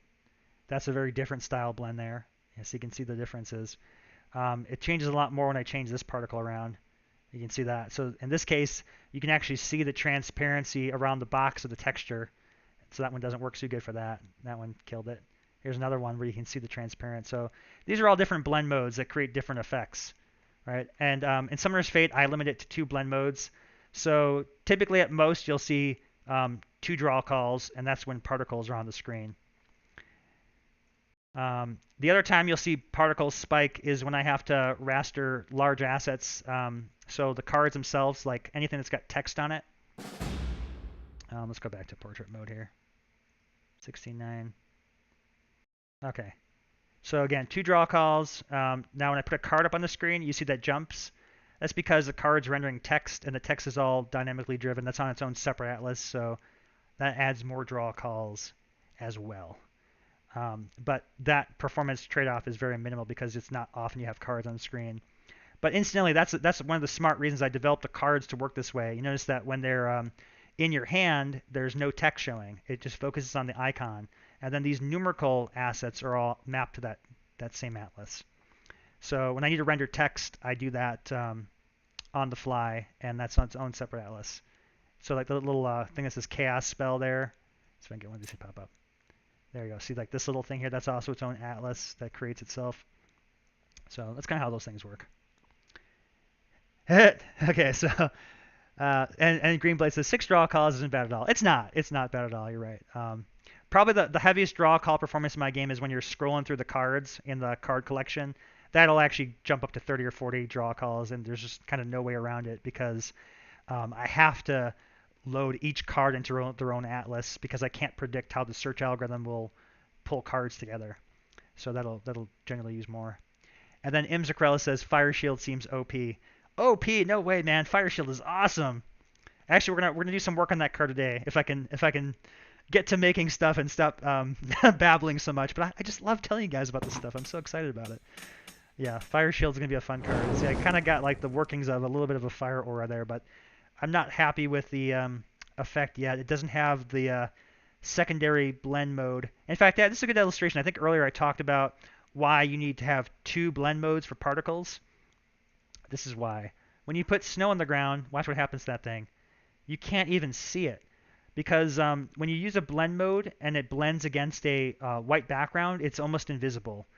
And that's why almost all the particles in Summoner's Fate use a combination of a particle blend layer and then a normal blend layer, because then I can create a really dark, contrasty background to that particle, and it will always stand out. So, kind of as an example here, let's see, I can actually place particles on the board. Let's do the wormhole. Let's see, wormhole. Okay, God, I have no idea which one's the actual wormhole. Let's see what this one is. Yep, that's not it. That was definitely not it.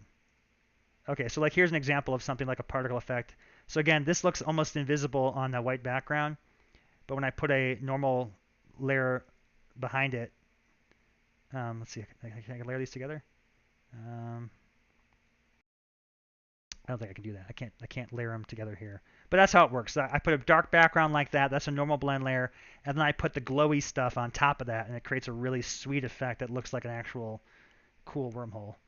That's kind of how the fire works too. Same thing with the Wall of Fire. I think we showed that spell off here. So Wall of Fire has got that dark layer behind it. So you know what? I'll deconstruct that. Here, let's do the 2 fire layers. So here's what the Wall of Fire looks like. That's the So here's firewall normal. Again, almost transparent. And then here is the firewall normal. Not too pretty by itself, is it? But it's actually this guy on top of this guy. And you can see here that even when I have snow on the ground, you can see that fire really well. But over here, you cannot. So 2 layers. That was the magic trick for making particles work effectively in the game. Also notice that you can see the fires here are not going in the right direction. They're going kind of the other way. I put some smart logic in there for the VFX so that fire is sort of intelligent. Regardless of how you orient the screen, the fire will change its orientation to always sort of flow upward, just because I feel like that creates a much more natural feel to the fire. So if I go to portrait mode even, see how that fire all sort of shifted magically. I have it counter rotate with the rotation of the grid. All right, let's see. Greenblade says, you should do a stream where you work on the tool. I would be really interested to see you work on the tool as well as the game. Absolutely, yeah. I do. I have done a few streams where I've worked on the tool in line a little bit. We did some of that a couple weeks ago, I think, when we were changing the data model behind things. And then he says, you should definitely work on renaming stuff. Yes. I tell you, naming stuff is one of the biggest challenges of programming. In fact, I would say 50% of programming is naming stuff. It really is. When you think about what coding is, it's just putting stuff from one language to another. So when they say programming is like a language, it really is. It's just finding a way to describe something in a different way. That's what programming is at its core. It's all just a manipulation of words and language. But yeah, naming things, I struggle with with naming things. I think that was one of the critical feedbacks. I was showcasing this tool to a designer guy at one of these kind of community networking events, and he was very critical. He's like, you need to learn how to name stuff. And so I'm like, yeah, I do.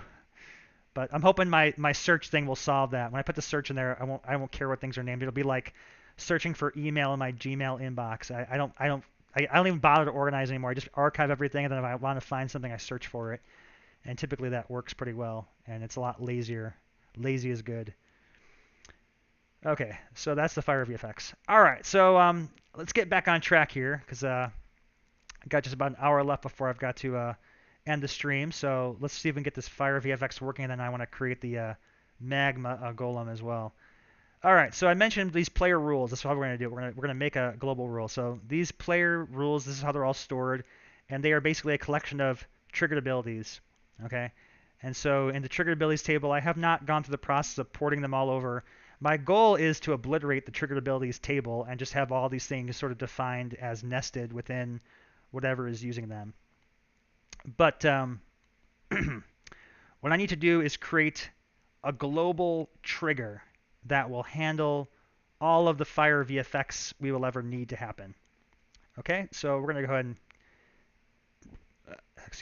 attempt to do that here. Okay, so I'm going to create a global rule. I'm going to call this Fire VFX on fire damage. Okay. Okay, trigger event. This is going to be whenever fire damage happens, all right? And we're going to make it so that the fire is going to go on to whatever the target is. Okay, so kind of talking to my rule again. I've given it a name. Again, my name's Stink, I know. But I'll be able to find it because the list is not so long as it was. Trigger event. We're listening for damage. So whenever damage happens, and we're going to target the action against the damage target. So in this case, event target corresponds to the target that was damaged. Okay. Now, as it is right now, this thing is not working so hot because it will happen whenever anything is damaged. And we don't want to have people set on fire when they get hit with swords, unless it's a fire sword. So what we're going to do is add a condition. We're going to say target trigger subject, and we want to say the event action, okay, which is the, that's a global thing. The action that triggered the event, so the action that's causing the damage, okay? And then we're going to listen for a trait, and that trait is going to be called damage type fire. And when that trait is greater than or equal to number 1, which means it has the trait, it's kind of like a way of doing true or false, then we're going to pass the condition. Okay, I think that is the only condition that I need. We're going to probably have to add another one later in there because otherwise this rule will trigger twice. I believe I can go ahead and make it safe to do this execute on trigger. Okay, and then what we're going to do is we're going to add in a status effect, which is our fire VFX. VFX fire. Okay, save. And I feel like there may be some other things I need to add to that. I know one. We want to make it so the event trigger subject, event target, property is space. I don't want to set tiles on fire. Just objects is less than or equal to number 0. Okay, that's probably another good condition. Okay. Execute immediately. We don't have to add it to the stack. Basically, what this does, execute on trigger, means that it bypasses the stack.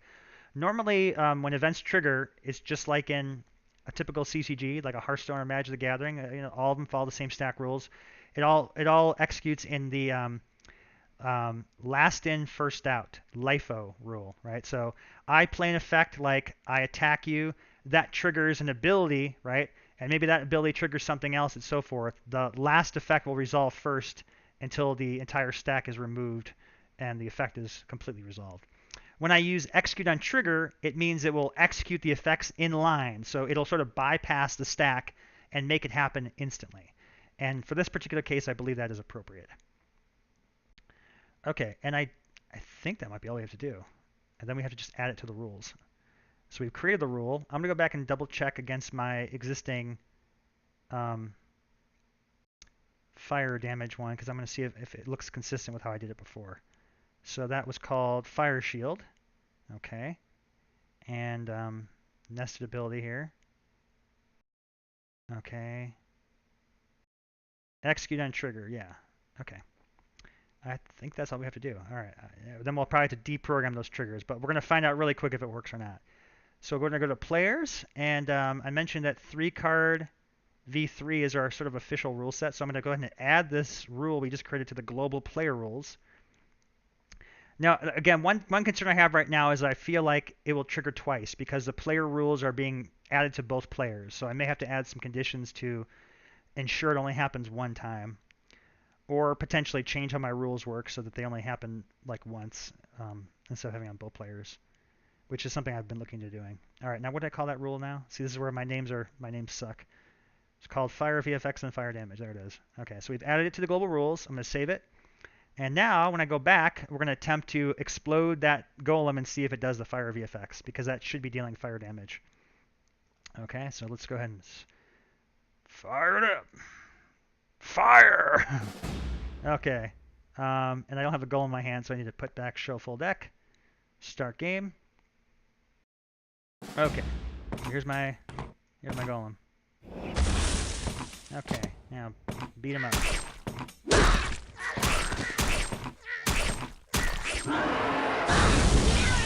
Yes! Hey, there it is! Hey, see that? Awesome. Global effects. It worked. It worked well. It's working well. All right. Yeah, that was a lot more fun. See? Yeah, I'll teach you to mess with my golem goblins. Silly goblins. That was pretty awesome. So there we go. We have mastered the art of fire. I like that. Let's full screen it. Whenever I get something working, I like to take a moment to sort of savor it, savor the moment of the thing working. Because most often, what happens is the first time I attempt something, it inevitably has a bug because I didn't quite think it through all the way. I am very much a like sort of off the cuff. I like to see the reaction. Some programmers are very much like they'll scan through to the entire thing in their head and make sure it's all done before they go and test it. And I'm very much like, no, I can't wait. I want to see it. Show me it. If I made a mistake, I'll figure it out when I go to compile it. Right? That's why fast compilation and fast testing iteratively is important to me. That's why I need tools like this, because it would drive me nuts to have to wait 10 minutes to compile the game to test that. It would drive me nuts. But I do program the other way as well. In fact, one of my very first programming algorithms, I think, was to build a maze solution. I programmed that entirely on a piece of notebook paper on the way to see Blumen Group in the car. I came back home and I compiled it and it actually worked pretty good the first time. I think I had a couple adjustments. So you can do it abstractly as well. But as I've gotten older, I've gotten lazier and my brain doesn't want to work that hard anymore. So yeah. Let's see here. I've got some comments from Greenblade. Let's see what he's got. He says, I know the feeling when it comes to renaming. I've seen some programs where they name stuff almost the same name, and it's almost impossible to work with. If it's all named almost the same thing, like Wormhole 1 all the way to Wormhole 20, then even searching won't tell you which one you're looking for. Very true. I've started learning Electron JS to mess around with that from the front-end development. I like to iterative test things rather than make the whole thing and test it. I think it's dumb if you test at the end because then it's harder to find bugs and solve issues. Yeah, absolutely. In fact, a lot of the times we build stuff here on the streams, if something's really complex and has multiple moving parts, I will explicitly break it apart into tasks, and then we'll build each task item first, test it to make sure it works, so we can then rule out that being a contributor to a bug on the second part of it. That's a very smart way to build things. So once again, the fire VFX is now global. Notice that when he explodes, it now creates fire on all the things, fire-wise. I would suspect now that my firewall is going to do the same thing. That is much better response. So now when they walk through the fire, they're not just... That is much funnier. Yes, oh god, awesome. I love when things just work. It just worked. It was so seamless. Yeah, a couple weeks ago it was just like nothing but failure after failure, and today is just like everything's turning up Ross. I love it. Things are just working. Yeah, so with that global rule in place now, anytime any kind of fire damage happens, it's going to do that cool Bernie effect. So fire just got a lot more fun in Summoner's Fate, and even more amazing. This is great too. I was concerned I was going to have to like reprogram these other things, and it doesn't look like I have to. And I think the reason for that is because that effect is execute on trigger. It's not adding any additional effects to the stack. And the animation engine obviously renders in sync with real time. So it doesn't matter that it's created multiple instances of the effect. It's only going to iterate that effect one time. So even though it's firing multiple triggers, which I can probably see in the log. In fact, let's take a look. Let's go back and do that goblin on the firewall. It's probably here. Let's do her. I'm assuming I'm gonna see two burn effects. Yeah. So you can see it resolve the burn on a fix VFX here twice, one for each player that's using that rule, but it didn't create any kind of negative actual effect in the game because of the fact that it's all happening in line with the trigger itself. So I could probably go and clean that up, but it's doing what I want it to do, so I'm still pretty happy. Greenblade says, I would say another thing that might help you out a bit is a tool having things as dockable panels instead of static panels so you can move the UI around. Oh, yeah, absolutely. Yeah, dockable panels would be good. I'm really happy about the recent innovation I made, which was the nested capability of it. This is something that Engine did not have before. Previously, everything was all tied to tables, but now I can do things like this, where those scenarios I was mentioning before, where I was programming like this first battle here, now I can program in line. So if I want to create rules directly for this one level, I can do that, and then I can even edit those things in line. So this takes me to a new panel, but it's all nested within there.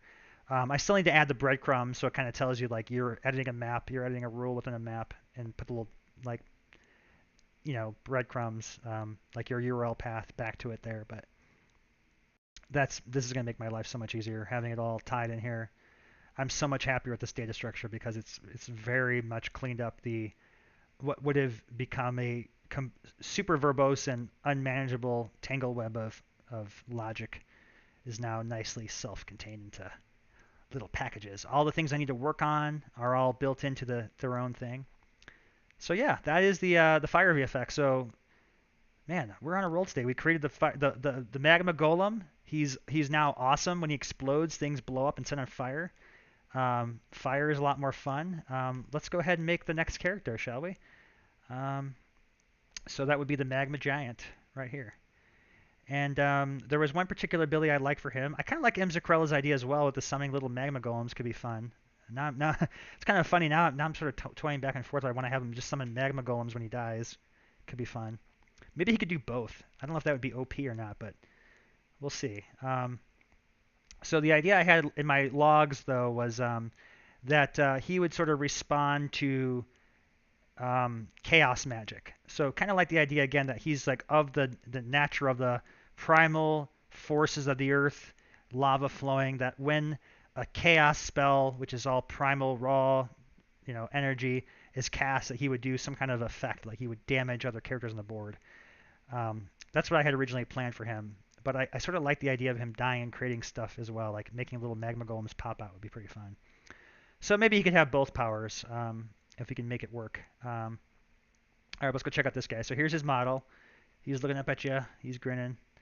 All right, and so what I love for him is the idea that, yeah, I picture when he does this effect that he would do a stomp. So his normal cast animation is just sort of like, this. But I really like the idea that when he does his special response, he does this, where's that stomp? This guy. And this would sort of do something. So in my log, I'm trying to remember who it was too. I think it might have been Log and Arrow that had the idea that he would, when a chaos spell is cast, he will deal 2 damage to surrounding units. So kind of like the idea would be he stomps on the ground. This creates an aura of fire that bursts out from him, and then it would burn and set on fire all the surrounding characters. So that's sort of what we're going to start with for him. And then if we can fit some additional card text on there, I don't see why we shouldn't be able to allow him to summon some magma golems as well. So let's start with that. So first off, he's pretty big and beefy. I'm going to make him cost 4. He's got a big old hammer, so I feel like that warrants some kind of a knockback of some kind. So let's give him knockback because it just feels appropriate. This is what attack looks like. Big old boom. Yeah, definitely wants to. He's big, he's beefy. That feels like it should make people go flying. So knockback 1. And then we're going to attempt to do here is program his ability. And now, normally what I have to do is I would have to go out and program his ability separate. But with the new adaptation to the editor, we can program all of his powers right here in line with his card. And this is one of the great innovations we made the last couple of weeks here on the stream that will make this development process much more easy. Okay, let's see. Greenblade's got some comments. I hate that dying and hitting sound. Maybe the player can choose which power he wants for it. So the player can choose whether he explodes or spawns some fire golems. Interesting. Yeah. Interesting. Okay. I hate that dying and hitting sound. I'm not sure which sound you're referring to. These are all based on what material he's hitting, by the way. So right now he's got a weapon. It's assuming he's hitting flesh. If I want to test that out, here's what it sounds like when he hits armor. So if a character's wearing armor, oops, wrong thing. Now he's smacking into armor. If he's killing what else would we give you? Carapace, like a bug, squishy bug. Smash into a shell or something like that. Oh, bone. Crunching some different sounds. Yeah, so there's all kinds of different impact sounds. All right, I'm going to create a new triggered ability. Okay, and here we go. Boom. Trigger event. This one's going to listen to cast. Whenever I cast a ability, I'm going to target, I think this is going to be action default. And it doesn't matter what we call this because we won't have to worry about the names. We're just going to say, we're going to call this Magma Power, Magma Giant Power. Because what's going to happen is that rather than being stored in that global list, it gets stored directly in him. So I don't have to worry about naming it so much because it's just tied in directly to his powers here. So this is pretty sweet. Nested ability, you can see here, nested is added to the tag. If I gave him an existing power, like we did up here for knockback, this is mapped to a global ability. So the logic for knockback is stored globally, which means every character that inherits the ability will use it in the same way, which is awesome for me because if I change how the rules for it work, it automatically updates all characters. This power is nested, which means it's programmed directly in his card. Nobody else can access it except for him. And so it has no risk of affecting any other logic in the game except this particular character. And it makes it really easy to find and edit his abilities. All right, so let's go edit his power. So it's trigger ability. When we cast, we're going to perform whatever the actions are. And right now we're just going to say action default, which basically means we're going to provide our own parameters for targeting. Okay. So here we go. We're going to put a condition in there. We want to do trigger event. Let's see, cast event. Caster subtype. That's what I was looking for. We want this specifically be chaos spells. Let's put a description in there. I think it was something like when you cast chaos,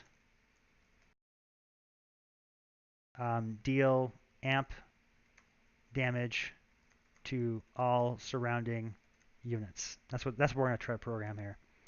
All right, let's save that. Let's get back to work. Okay, so condition are going to be trigger subject and event subtype is what I want. Event subtype is equal to, and I'm going to go to, there should be a spell type here. Is it magic type or spell type? I can't remember now. Card type and chaos. There we go. Boom. We also want to make it whenever I cast. Otherwise, it'll do it whenever. Oh, maybe it should. Would that be more fun if it's whenever any chaos spell is cast? So, like, if your enemy casts a chaos spell, they can kind of. That might be more fun. whenever a chaos spell is cast. Okay. Initially the intent was that whenever the player who owns it casts the chaos spell, his power would trigger. But now that I'm not kind of thinking out loud with it, this is kind of how the design process evolves. Chaos is a lot more fun if it's chaotic. And what could possibly be more chaotic than your opponent also having chaos spells and then electively deciding that they're going to use it to make your own character damage you? That's a lot more fun. Do we not agree? I mean, is that not more chaotic? Clever Name is here. Welcome. Oh, I'm so excited. You're just in time. He says, "Hi, Greenblade. I'm logging from Discord, but someone already took it here." Oh, someone took. That's why I was wondering why you had a different name. Yeah, at Clever Name already taken. Hey, yeah. All right then. Clever Name says, "I like that idea." Yes, Clever Name. We're actually so this is actually a power. I believe looking back at my notes, this is one of the ideas you had contributed in our Discord. The character we're building right now is the Magma Giant. Here he is. And he's going to have a power that will, whenever a chaos spell is cast, deal damage to surrounding units. And I really love that idea. I think it ties in well with the nature of chaos and the sort of magma eruptionness of the character. And I like that. So that's what we're going to make him do. Yeah, and so we just came to this decision that instead of it being a player's chaos spell, it will be whenever any chaos spells cast. So in that case, we don't need any further conditions. That should be enough. Okay, and now we are going to go ahead and program our targeting. So we want to say surrounding characters. Surrounding units is good. And then we're going to give effects. Apply. We're going to do subtract from attribute. Life remaining. And we're going to leave that as 1. Excuse me. And I'm leaving that as 1 because, remember, we've got this amplitude. I don't want to hard code it because we're going to let the amplitude, the turn the guitar amp knob, control how much damage it does so we can tune it later. Okay. And then one more very important thing we need to do is we want to make this fire damage, right? Because this whole episode is about playing with fire. And so there's the fire. And remember, we just created our global fire rule. So by virtue of this effect having fire damage associated with it, it will now create the burning effect. So anybody who gets hit by this thing is going to burn, which would be awesome. All right, and hit save. And then, wow, is it that simple? I think he might be ready to test. I think it's it. Yeah. All right. I think he's ready. Oh, I remember. I mentioned I wanted him to do the stomp cast. All right, but I don't want that to be his default cast. His default cast is going to be this. So what we're going to do is we're going to use our handy little ideal animation, and I'm going to say Stompcast. ST. Okay. So for this particular action, he will override his default animation and use the stomp instead. And hit save. Okay. So the only other piece I think we want to do is add some VFX, and I'm pretty sure I have a Fire Nova effect already made, but we're going to go ahead and test it now, and then we'll come back and add that. Okay, so there he is. Oh, he needs some stats because he's he's nothing right now. He'll default to a 1/1. So let's give him some stats. Power. Yeah, he's big. I'm thinking 4. 4 power would be great for him. Let's say 4. And then life. He's pretty beefy. He's a 4, so he's potentially a guardian level character. So I'm gonna give him. Let's give him 12 life. Okay. And again, there's a bug where that doesn't. There we go. Now it's 12. Okay. And yeah, I think that's pretty good. He's got the. Okay, there it is. Sound effects. I got his hurt sound effects. Okay, good. He looks like he's ready to go. All right. Let's go ahead and we're gonna go into the game here, and let's do this. Let's see what happens.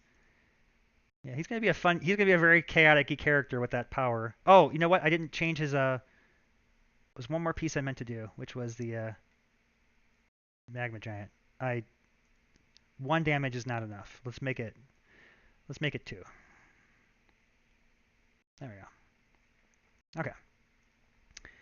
And let's go test him out now. All right. The Pancreas says, oh wait, here we go. I actually missed a lot of comments. All right, so comments. Clever Name says, that means you can park the golem next to an enemy summoner and suddenly they don't want to cast chaos spells anymore. That's correct, and that's fun. Anything that creates psychological tension. When I say tension, I like to imagine this, like, tension. Makes games fun. My golem goes to 11. I guess that would make him a rock golem. And then the Pancreas says, there should be a whole music set, rock, metal, country golem. I love the puns. Oh man, that's my favorite part about doing these streams, the puns. The puns, it's so good. Okay. All right, we're going to go ahead and add him to our roster here. And I'm so sorry because my names are terrible. I have them all listed as giants right now because I was sorting them by the armature type. Again, I'm gonna fix these names and add searching later, so I don't have to dig through this stuff. But what's he called again? Magma Golem? Magma Giant. Okay. The country golem is made of straw, has a cowboy hat and a banjo. Yes, says the Pancreas. Yes. Okay. So here he is, and we're gonna cast a chaos spell. I'm gonna put Fire Shield myself. Oh, that was awesome. He set himself on fire. I probably should put a condition in there to not do that. But hey, it worked. So that first part's good. I put chaos spell on him. You know, what's weird about that is I didn't really see the... he didn't do the cast animation. Oh, I forgot to tick the box that says is cast. That's why we just stop. Okay, so that was fun. It worked, but we have a few bugs we got to take care of, so let's go fix those. Those are pretty simple.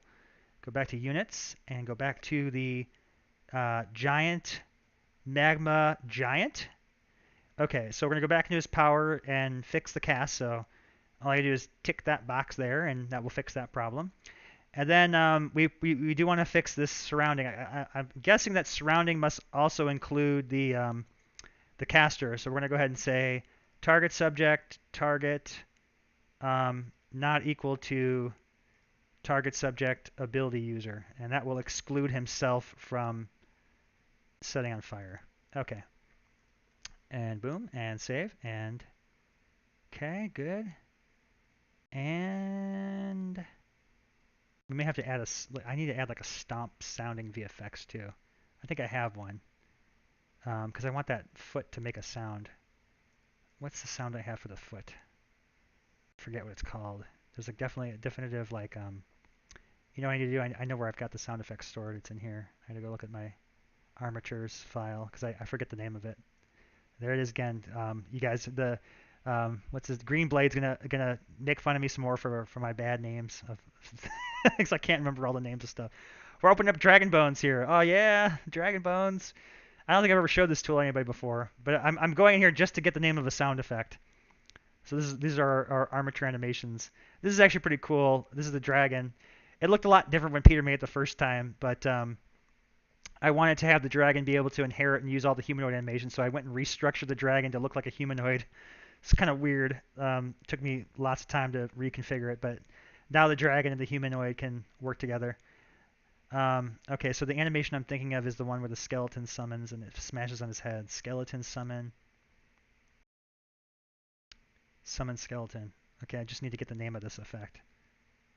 No, event, summon it. No, nope,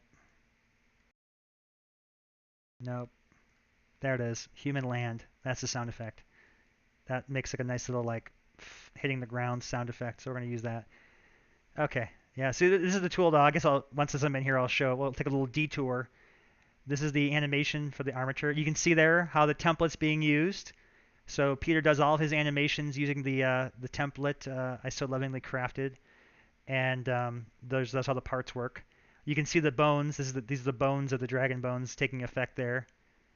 Yeah, this is pretty cool. So I'm not an animator, but when Peter creates these things, I'm very much familiar with timelines, and this is very similar to how Adobe Animate or Flash does their animation. I've had years of experience doing animation stuff, so I can't make the animations because I'm just not that creatively inclined to put human form to tweens, but Peter can, and when he makes it, I can then tweak it and change it and fix it and modify it in various ways. So yeah, it becomes quite fun.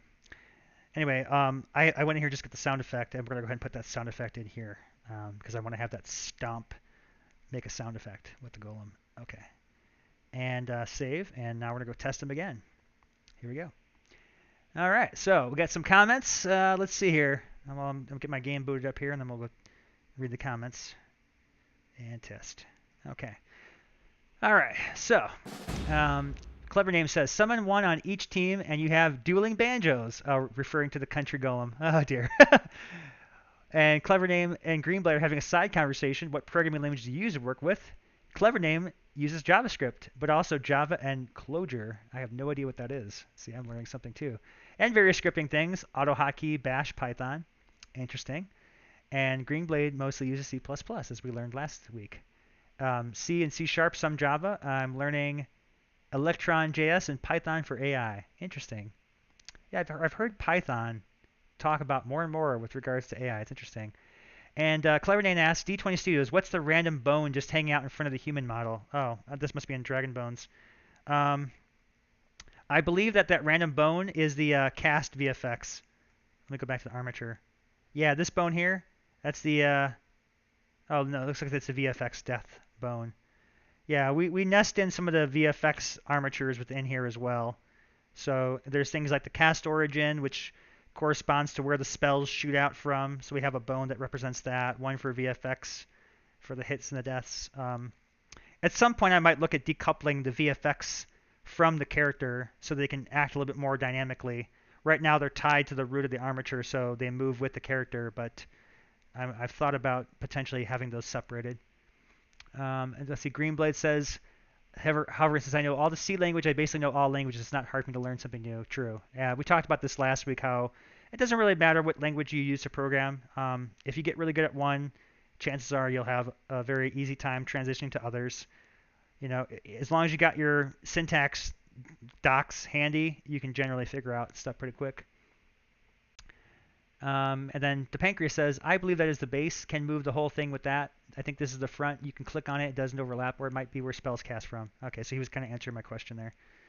And then we got some more banter back and forth about Python is pretty much the only language you can use for the AI. It's the main one that's used for AI. Interesting. That's not true though. I program my AI with ActionScript. I know, I'm old-fashioned. It's funny how that's old-fashioned now, but yeah. AI, that's a fun one. I'm looking forward very much to building AI 3.0. So I've now designed 2 AI engines from the ground up, and I look to be making a 3rd iteration of that for Summoner's Fate once I've got all the content finished and the single player experience working. It will become what I expect will be the most human-like, most responsive, most challenging form of AI that a player has ever seen or encountered before in the tactical RPG CCG space. Our AI is very solid. Right now, as it is, it's very solid. But with the 3rd iteration, I hope to make it a just absolute beacon of AI awesomeness. So maybe at some point in the future we'll stream that. It'll be an interesting challenge for sure. It's some of the most complex programming there is to do is AI programming, but it's one of my favorite types of programming. One of the most rewarding. I'm hoping at some point we'll be able to talk to how the AI works on a stream. It'd be pretty cool. Okay, here we go. Let's test out this golem. He's waiting. He's waiting. So let's put him over here by the goblins, and we're gonna cast a chaos spell. Yes! That was awesome! That was so awesome. Oh my god. I don't think he needs the fire nova. I don't even know if he needs the fire nova. That was just cool on its own, just seeing the... Nah, he needs the fire. We should put the fire nova in there. I think it would be fun. It'd be fun if fire shoots out from his foot and it sets everybody on fire. Alright. But yeah, that's pretty sweet. So... Huh. Oh, there it is. I'm like, why didn't that do the effect? See, there's a stack for you. See, that's the stack taking effect. I cast a wall of fire. It triggered his ability, but it also triggered his vulnerability to fire. So we saw the chain reaction sort of all take place. Fire, sets him on fire. Holy cow! Wow, that was so smooth. I love that. Man, this is what I'm talking about. Remember, we talked a couple weeks ago about the investment into tools and why this is so important. Look at how fast we were able to build this guy from nothing. Using that nested editor. I'm sorry, his entire ability was programmed on the fly directly within his card, and it just works. I just love that. That is so awesome. Man, this character is gonna be a whole heck of fun. More lava guys.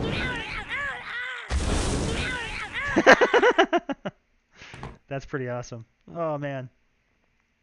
So let's start the game over and see what happens when I try to cast fire spells. So if you're gonna have a magma golem on your team, you probably don't want to cast before you move him because this is what's gonna happen to you. Let's say I put my wall of fire over here and burn these goblins.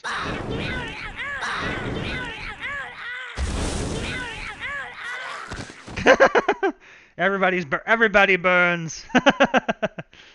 Let's see what the comments are. Okay, one of the firewall, then again the Nova. I think more than one goblin died, but the only one thing the wall hit was the ice dude. Pancreas says, LOL, everyone has the goblin fire screen. Yes, everyone currently does have the goblin fire screen because it is hard-coded to the fire VFX as opposed to pulling a sound effects in the original character. I think what I'm going to need to do is add an additional sound effect for like pain or something like that to the characters. Right now, there's not an appropriately stored sound effect type. But that way, whenever there's pain, they can do the scream. So it may not have to be fire. It could be like, shock pain. I could see us doing something similar in the future. So right now, we've got like a I'm on fire VFX, but like it would be cool if there was like a electrocution one where they like, start shaking and you show the skeleton briefly, like one of those cartoon shock things. So there could be a shock sound effect. And of course, the pain sound effect would be appropriate there as well. So yes, that is still a to-do item, of course. But yeah, I'm very, very satisfied with the. I cast a cast spell. Oh no! Oh my goodness, yeah, this guy could be is gonna be quite a fun character, I suspect. Quite a fun character indeed. Yeah, I think the knockback is sort of counterintuitive to his ability, but I also like it as a nice drawback because it kind of gives you a choice. Do I want to use him to run up there and if he hits somebody, obviously he's going to knock him away, so he's out of range of the stomp effect now. But that way it kind of balances out his very powerful 4 attack with a choice to make a 2 damage attack. Now, he could be really awesome in the right deck, man. If you get a nice string of low-cost chaos spells all together, you could do some serious damage with him because you're basically exponentially multiplying it. So let's see, Fire Shell costs 1, but like Lightning Bolt also costs 1. So I could imagine marching him up right up to a big group of guys. Like, oh, it's kind of funny. I definitely need to hone that trigger a little bit. It's definitely funny when characters like him, who looks like he should be tolerant to fire, or is waving his hands up there. So maybe we'll have to add some conditions, like I said. In fact, here, you know what? Maybe we'll do that. We've got some time left in the stream. Maybe we'll adjust this rule so it's not as funky for things like that. Anyway, as far as strategy goes, though, yeah, I could see myself having a deck that let's change my deck around. Let's showcase the power of the magma giant. The powers of the magma giant. Gotta talk like this for him. Eye contest. I'm a wannabe voice actor. I have a terrible, terrible voice, but I actually do a lot of my own voice effects in the game. I'm the sad puppy growl. I'm also the combo voice effect. I think anybody can do a good, you know, what's the things in Halo they use when they kill somebody? Killing spree. You know, you get a deep enough voice and you practice singing enough, you can sound pretty cool doing that stuff. Combo, counterattack, headshot. you know. All right. So yeah, here we go. So lightning bolt. Here's a great example. This cost 1. All right. You put your golem next to that thing. Oh, you stand over here. There we go. So if you had a handful of lightning bolts. Wait, why did these guys die? What happened over there? That didn't make sense. Oh, the lightning bolt killed him. I'm like, what killed the goblin?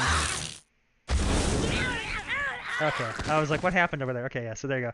So I did 2 damage from the lightning bolt and an additional 2 from the stomp. And if I had another lightning bolt or let's say an ice shards here, that's another 2 damage, right? So you can see how the synergies of this naturally play into effect. And that's what I love about card-based games is how you can combine things to make a total that's greater than the sum of its parts. That's what Summoner's Fate is all about, finding ways to exploit things.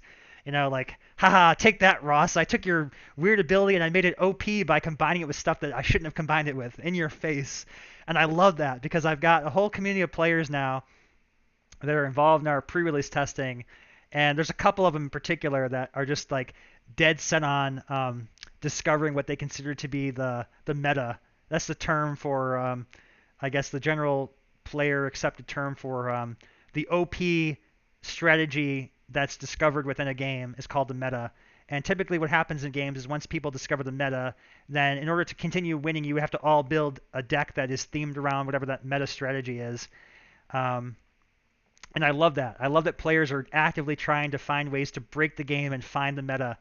And to this day, no one has beaten the challenge yet. They've all come close to finding a thing that is OP.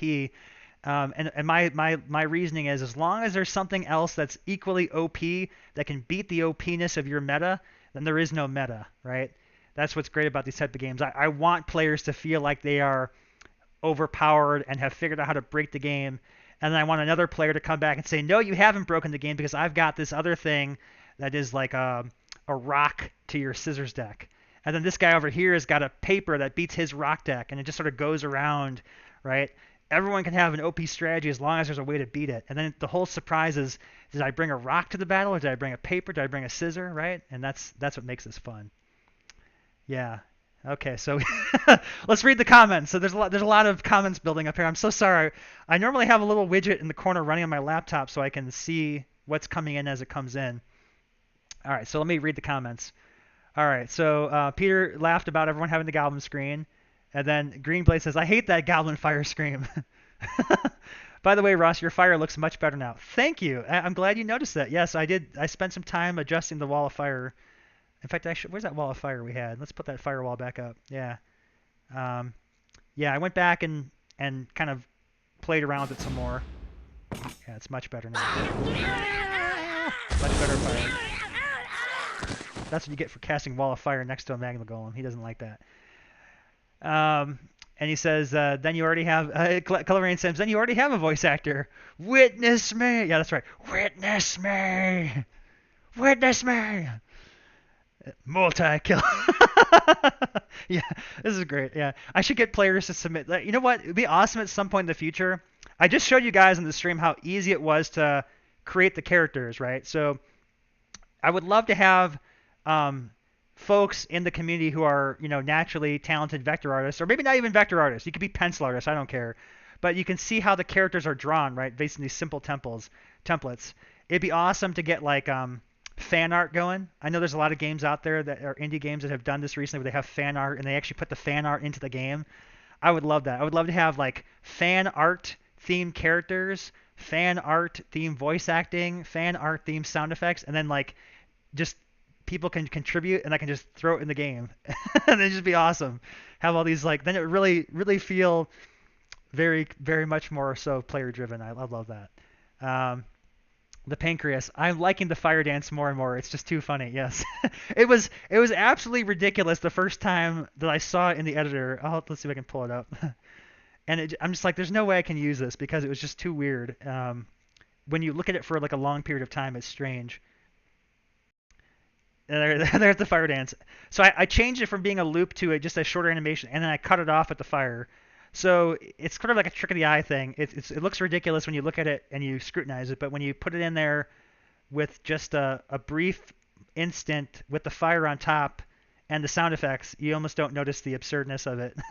Oh, I used to do this too. It used to be like this. Let's see. They had the head look up doing it. Let's see if I get it to do it with the head up. Yeah, that was a little bit much. So I kind of tuned it a little bit to make it fit more naturally.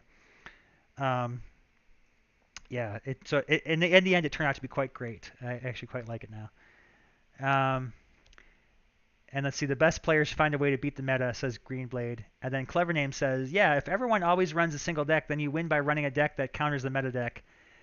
And it's only bad if there is only one possible deck that is good. Greenblade says, if you've only got one deck that's good, then it's bad. Yes, absolutely. And then I believe it's called the Nash Equilibrium. Interesting. So I believe it's referring to John Nash from famous in the Beautiful Mind documentary, or not documentary, movie. Yeah, I love that movie, by the way. Great, great, great movie. Clever Name says, where the optimal strategy is always for everyone to run the same deck, everyone loses because it's no fun. Yes, kind of like the Nash thing was, when everyone cooperates together, everybody wins. I love that. I love that mentality so much. I ascribe to that philosophy in my own theory. Like that's why I believe that's why I like being an indie. You know, in the AAA space, man, you had to use code words out in public. You couldn't talk about your things. Your competitors were your mortal enemy. And in the indie space, every indie works toward helping each other out. Some of your biggest promoters are your fellow devs, and you share wholeheartedly everything you've learned to succeed with everyone else, so hoping that they succeed as well. And not just hoping, but like genuinely wanting each other to succeed. And that in turn helps everybody succeed. It's such a great, beautiful philosophy, and I love that. So yeah, there we go. We got this has been a great stream so far. We got Magma Golem working, we got fire working. It really went on par with the theme after that. I really love that. Play with fire. Yes, it was good. Let's see, we got a few minutes left. I think I'm going to try and adjust our rule a bit. Here's an example why. So let's go ahead and throw in some characters that don't feel like they should burn on fire. So here we go. So here's some skeletons, and now I'm going to start my game up, and we're going to set them on fire. It's so interesting that they all seem to do the fire. They're not doing the fire together. That's another thing I'll have to fix. Actually, I spent a lot of time figuring out how to get that fire effects to happen, all do the little dance in sequence, which I prefer in this case here. That's an engine change. I added a recent change to the animation engine that looks for common patterns. So when patterns are the same, it plays all the animations together as a sequence versus doing them one and off like that. So I'm seeing now that with the firewall, it's doing each of the effects separately rather than together, which means that there's something happening between this fire that's causing that to happen. So I'll have to look into that and see if I can get that to gel a little better. And I'm sure I can find a way to make that work more cohesively. But my point was that it seems ridiculous that the skeleton would flail its arms. I asked Kelly, my wife, and she does our marketing, what she thought about that. She's like, I think it's funny. The skeletons, they can throw their arm up because it's weird. But I kind of thought, like, well, would a zombie do that? Was it funny for a zombie to throw his arms up? I don't know what you guys think. But there's an easy way to fix that if you don't like it. And I'm not sure I like it, so let's go ahead and see the alternate version of that. We're going to go and edit that rule. And all I have to do here is add a rule that says trigger subject, event target. Oh, actually, I take it back. We don't want to change the rule here. That would be bad. I do want them to set on fire. What I don't want them to do is flail their arms and scream. So what we're going to do is go back to triggered abilities, and then we're going to edit the fire VFX, and I'm going to edit this ability. Okay, here we go. So what we're going to do here is, nope, not there. Event activator. Nope, yeah, I can do it here. We can do it here. We can do it here. Trigger subject. ability user, and we're going to say trait. Okay, so if I don't want to have zombies or skeletons or things do it, then we can say undead is less than or equal to 0. Okay, so now I suspect that this should work. Now it will not affect undeads. Okay, so let's go back and test that theory. Let's see if it worked the way I wanted it to. Save that again. Maps. Okay. All right, real quick. Where the optimal strategy is always for everyone. Okay. All right. Greenblade says, I'm aiming to build a AAA studio that's like the indie space and help others out and share our work, etc. Awesome. I love that. Sounds tough, but I wish you the best of luck, says Clever Name. It's going to be really tough, says Greenblade, but I got plans to make it work. Less undead than 0, says Clever Name. laughing my ass off, says Greenblade. Yes. Yes. Well, I'm all for supporting fellow indies, so you always have a friend in me. If you want to come by and hang out in the D20 Studios, we got a game dev channel there that's dedicated to helping other devs. I don't have all the answers. I'm always learning myself, but hey, if I can help out anybody in any way I can, I will. More than willing to share everything I've learned along the way and pass it forward to help those who are starting out and getting this together. All right, we're going to go ahead and test this out. Let's throw some more skeletons on the board. Where'd my skeletons go? Here's some skeletons. Bloop. All right, and let's test them. All right, so if I did this correct, the skeletons will set on fire, but they just won't care. They're going to act like they don't care. All right, I think it worked, but I don't know. Somebody was screaming. I think it was this guy. You get out of the way. You go away. Okay. That's interesting. Somebody is still screaming, but I don't know who. Who's burning? That was very weird. So they did get the fire effects, but it didn't. Oh, it's the tree. It's the tree. The tree is screaming. I'm like, what? Somebody's screaming in pain. Who is it? It's the tree. It's the tree. There we go. See, he burned, but he didn't. There. That's what I was expecting to happen. Okay, so I have to make an exception to make sure the tree doesn't scream. There we go. Always test. There we go. Okay, so the undead no longer scream in pain. They just burn, which is kind of what we wanted. And if I put the goblin in there with them. Yeah, and so you can see those cascades happening, the gaps in the animations, because there's different effects triggering and it's breaking the contiguous chain. So I'll have to look into that and figure out a more creative way to solve it. But let's go back and fix that tree. Tree should not scream on death. Tree scream on death. My mom's texting me to remind me to pick up Ariana. That's nice. So thoughtful.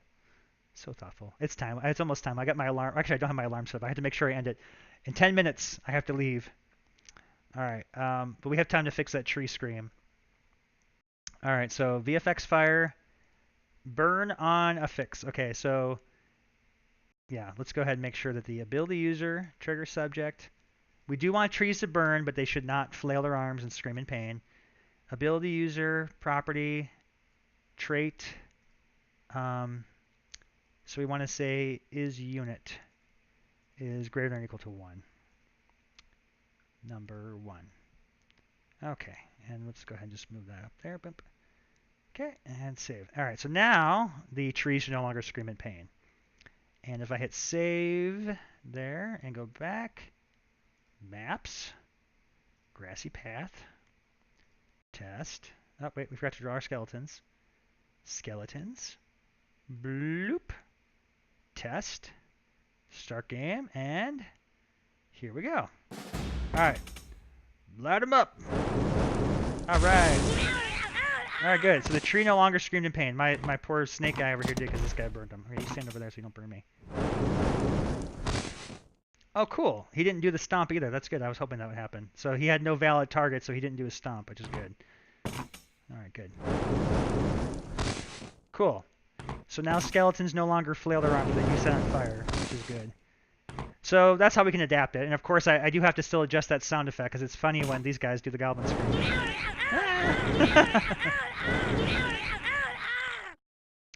Hilarious. Oh, yes, that was quite good. Well, I had a lot of fun playing with fire. I don't know about you guys, but I had a lot of fun today playing with fire.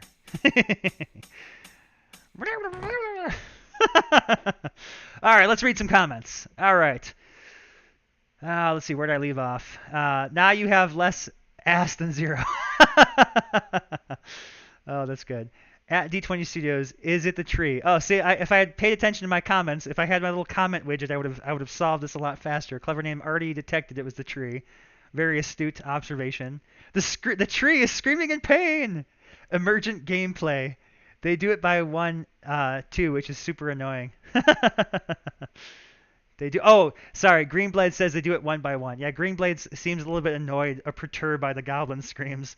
Yeah, I agree. The fact that they're doing it one at a time is not intended. They should be doing it all together. So I'm gonna have to look into how to trick out the engine. In order to get that fire VFX to work, that was probably one of the most challenging parts of it. So I had the pieces initially to build it so that they did the scream, and that was easy. But when I initially did the fireball blast on the goblins, they were all doing it one by one, and it looked really annoying. It's much more funny when they do it all together, and a lot less irritating for the player. So in this particular case, with it being a global rule, something about the firewall is creating some kind of other animation in between it that's causing the animation chain to break. So the idea is that the animation chain is sort of smart about the animations that are tying together. So if the animations are all of a similar kind, it'll go, oh, okay, let's just play them all together. But if there's something happening between, it separates them because it's trying to illustrate to the player that there's a chain of events happening. So something about that chain of events, though, is creating an irrelevant disconnect that's causing them to do it one at a time. So I will, of course, dig further into that and root out what's causing that and fix it. And fix it. And Clever already name says meow. I think that's some kind of a key representation of the of the sound that the goblins are making. Yeah, it was so great. I had just the right sound effect, like they're blabbering, starting on fire. Yes, I just love that. I love the goblins. They're such a fun character. Goblins and imps. They're the they're the summoner's fate joke. Little annoying characters with steely knives that do little damage, but they're I love this too. Small and vicious lovers of shiny things. That describes the goblin pretty well. Yeah, we got some good marketing pieces. My one of my the favorite things that Kelly came up with I love is the Kelly's Comic Corner. I think I gave it the name Kelly's Comic Corner. I'm like, yeah, yeah. But when we did the newsletter, she used to create these little combinations of the characters, and there was a lot of comics. They're just like 2 or 3 cell comics where she put the characters together, and there was no words. It would just be like the characters with thought bubbles. And there was a lot of things where she used the goblins, and the goblins were always trying to steal shiny things like treasures or crystals or chopping down trees. And the poor goblins would never get their way. There'd always be something in their path to stop them. So whenever they were trying to chop the trees down, the treants came to life and slapped them. When they were trying to mine the crystals, where's our crystals at? Here's our crystals. When they were trying to mine the crystals, then the crystal golem would appear and smack them. So the poor goblins just never got a break. They always got beaten up, and now they scream in pain from the fire. So that's the goblins for you. It's funny. Exactly, says Clever Name. Greenblade says, how often much do you work on the game? 80 plus hours a week. I'm almost working on it nonstop. Basically any free moment I have is working on the game. I try to distribute my time between 3 things: working on the game, sleep, and spending time with the family. Those are the 3 things I spend all my time on. I think it's yeah. So I sacrifice and give up a lot to do this. We haven't gone on a vacation in quite some time. If we do a trip together, it'll be a day trip. Someplace where we can go in the same day and come back. Um, yeah, so that's been hard. Being in Indy is not easy. You sacrifice a lot. We don't go out. We try not to spend any money on anything. So any activities that we do are all things we can do for free, like go out for a family walk or play a game outside together. I play a lot of my son really enjoys video games, so he actually plays Summoner's Fate quite a bit. He helps me test the game, so we have a lot of fun playing the game together. Um, yeah, balancing life and work is tough. But yeah, to make this thing work though, I work almost all the time. And even when I'm not working, when I'm trying to fall asleep, I'm working. I'm thinking ideas in my head. The wheels are always turning, so it's always working. And creativity is like that. There were some really good things I read about, a lot of coaching, a lot of the good mentors I had at EA really understood the process of creativity and how to manage teams effectively. And it was a great learning experience too, because you're learning about managing a team. And there's this type of manager that, and I'm sure everyone's had someone like this, where they only care about seeing you working. Like, the idea being that if you're not at your computer typing away, looking busy, that you're not working. And there was this great analogy in the book that one of them passed along to me, where they were talking about um, cows making milk. And this was great, because in order to make milk, the cows have to go out in the field and graze and, collectively generate energy, to be able to produce milk. And there is this kind of modern industrialized version that, if your cows aren't hooked up to a machine constantly pumping milk, then they're not being utilized as effectively as they could, right? And it's like, you're killing the goose. It's like you're sacrificing the resource by burning it out to constantly be milking it the entire time, expecting output, right? Because so much of the creative process is like an iceberg underwater. It's the time you spend not working, where your brain is sort of collectively observing, gathering input, assembling things together, resting, recovering, that so much of the creative process happens. And if you focus your entire time with this belief that you're not producing unless you're typing at your keyboard looking busy, you are failing as a creative person, and you're failing as a manager who manages creative people. You've got to respect the time that your team is joking together, laughing, watching YouTubes at their desk, because those are all parts of the creative process that lead to successful input. You can have far more efficiency in a day with an hour or 2 hours of work, with 6 hours of creative, rest behind it. So never judge a team based off of what they're doing. If they're responsible for creative work, you got to look at the output entirely differently. Yeah, and Green Clever Name says, "Don't forget about the time chatting us in Discord." Yeah, I spend my time there as well. It's very important to maintain connections to the community, chat with people, keep people engaged. I'd love to push myself. I'd love to do more of that. It's been hard because anytime I'm working, I'm not talking to people, and talking to people is important. So there's that balance. Greenblade says, "Damn, that's a lot of sacrifices. I don't know how. I know how it is though. I work all the time, but sometimes I just don't have time to work. It's a shame that EA ruined their reputation. It is a shame that EA gets a bad rep. Externally, there's a lot of bad PR around some of the things they do, but internally, I'll tell you from experience, it's some of the greatest talent I work with. They're all people just like me that have a passion for making games, and so you may be harsh and judge the bad business decisions. Sure, I'm with you there, but know that at its core, it's a team of people like me that are passionate about games, and they have the same love for making things. So remember that when you bash a company, that it's made up of good people with good intents. Um, Clever Name says, allowing your creators to be human beings is very much important. Absolutely. And I'm happy to be allowed to watch Twitch shows like this one at work. Absolutely. Yeah. This is the kind of thing that, yeah, absolutely. This is revitalizing. You're going to go back and program 10 times more effectively now because your brain's been rekindled. There's a rekindling factor. That even just talking to people, talking to fellow developers is something that's important because it breathes life back into the process. And Clever Name says, while being productive. Yeah. And the Pancreas says, love the view of creative team management. Yes, thank you. All right, guys. Well, it is now 11:30. It's time for me to pick up my beautiful daughter, and it's time for me to end the stream. As always, I am so appreciative of everyone being here with me on the journey. You're all part of this. I'm grateful to share in this with you, and I look forward to doing this again soon. I'm hoping at some point I'll expand my schedule and maybe find another day that works better for some folks. And I like to maintain this sort of weekly connection with you guys and commit to that. So it's been a pleasure, as always. And I look forward to seeing you guys again next week, and of course anytime on our Discord. So be sure to sign up there. All the information again is on our website, summonersfate.com, and our Discord links and such are all at the top here. So feel free to join us if you haven't already. All right, thanks again, guys, and I will see you again next week.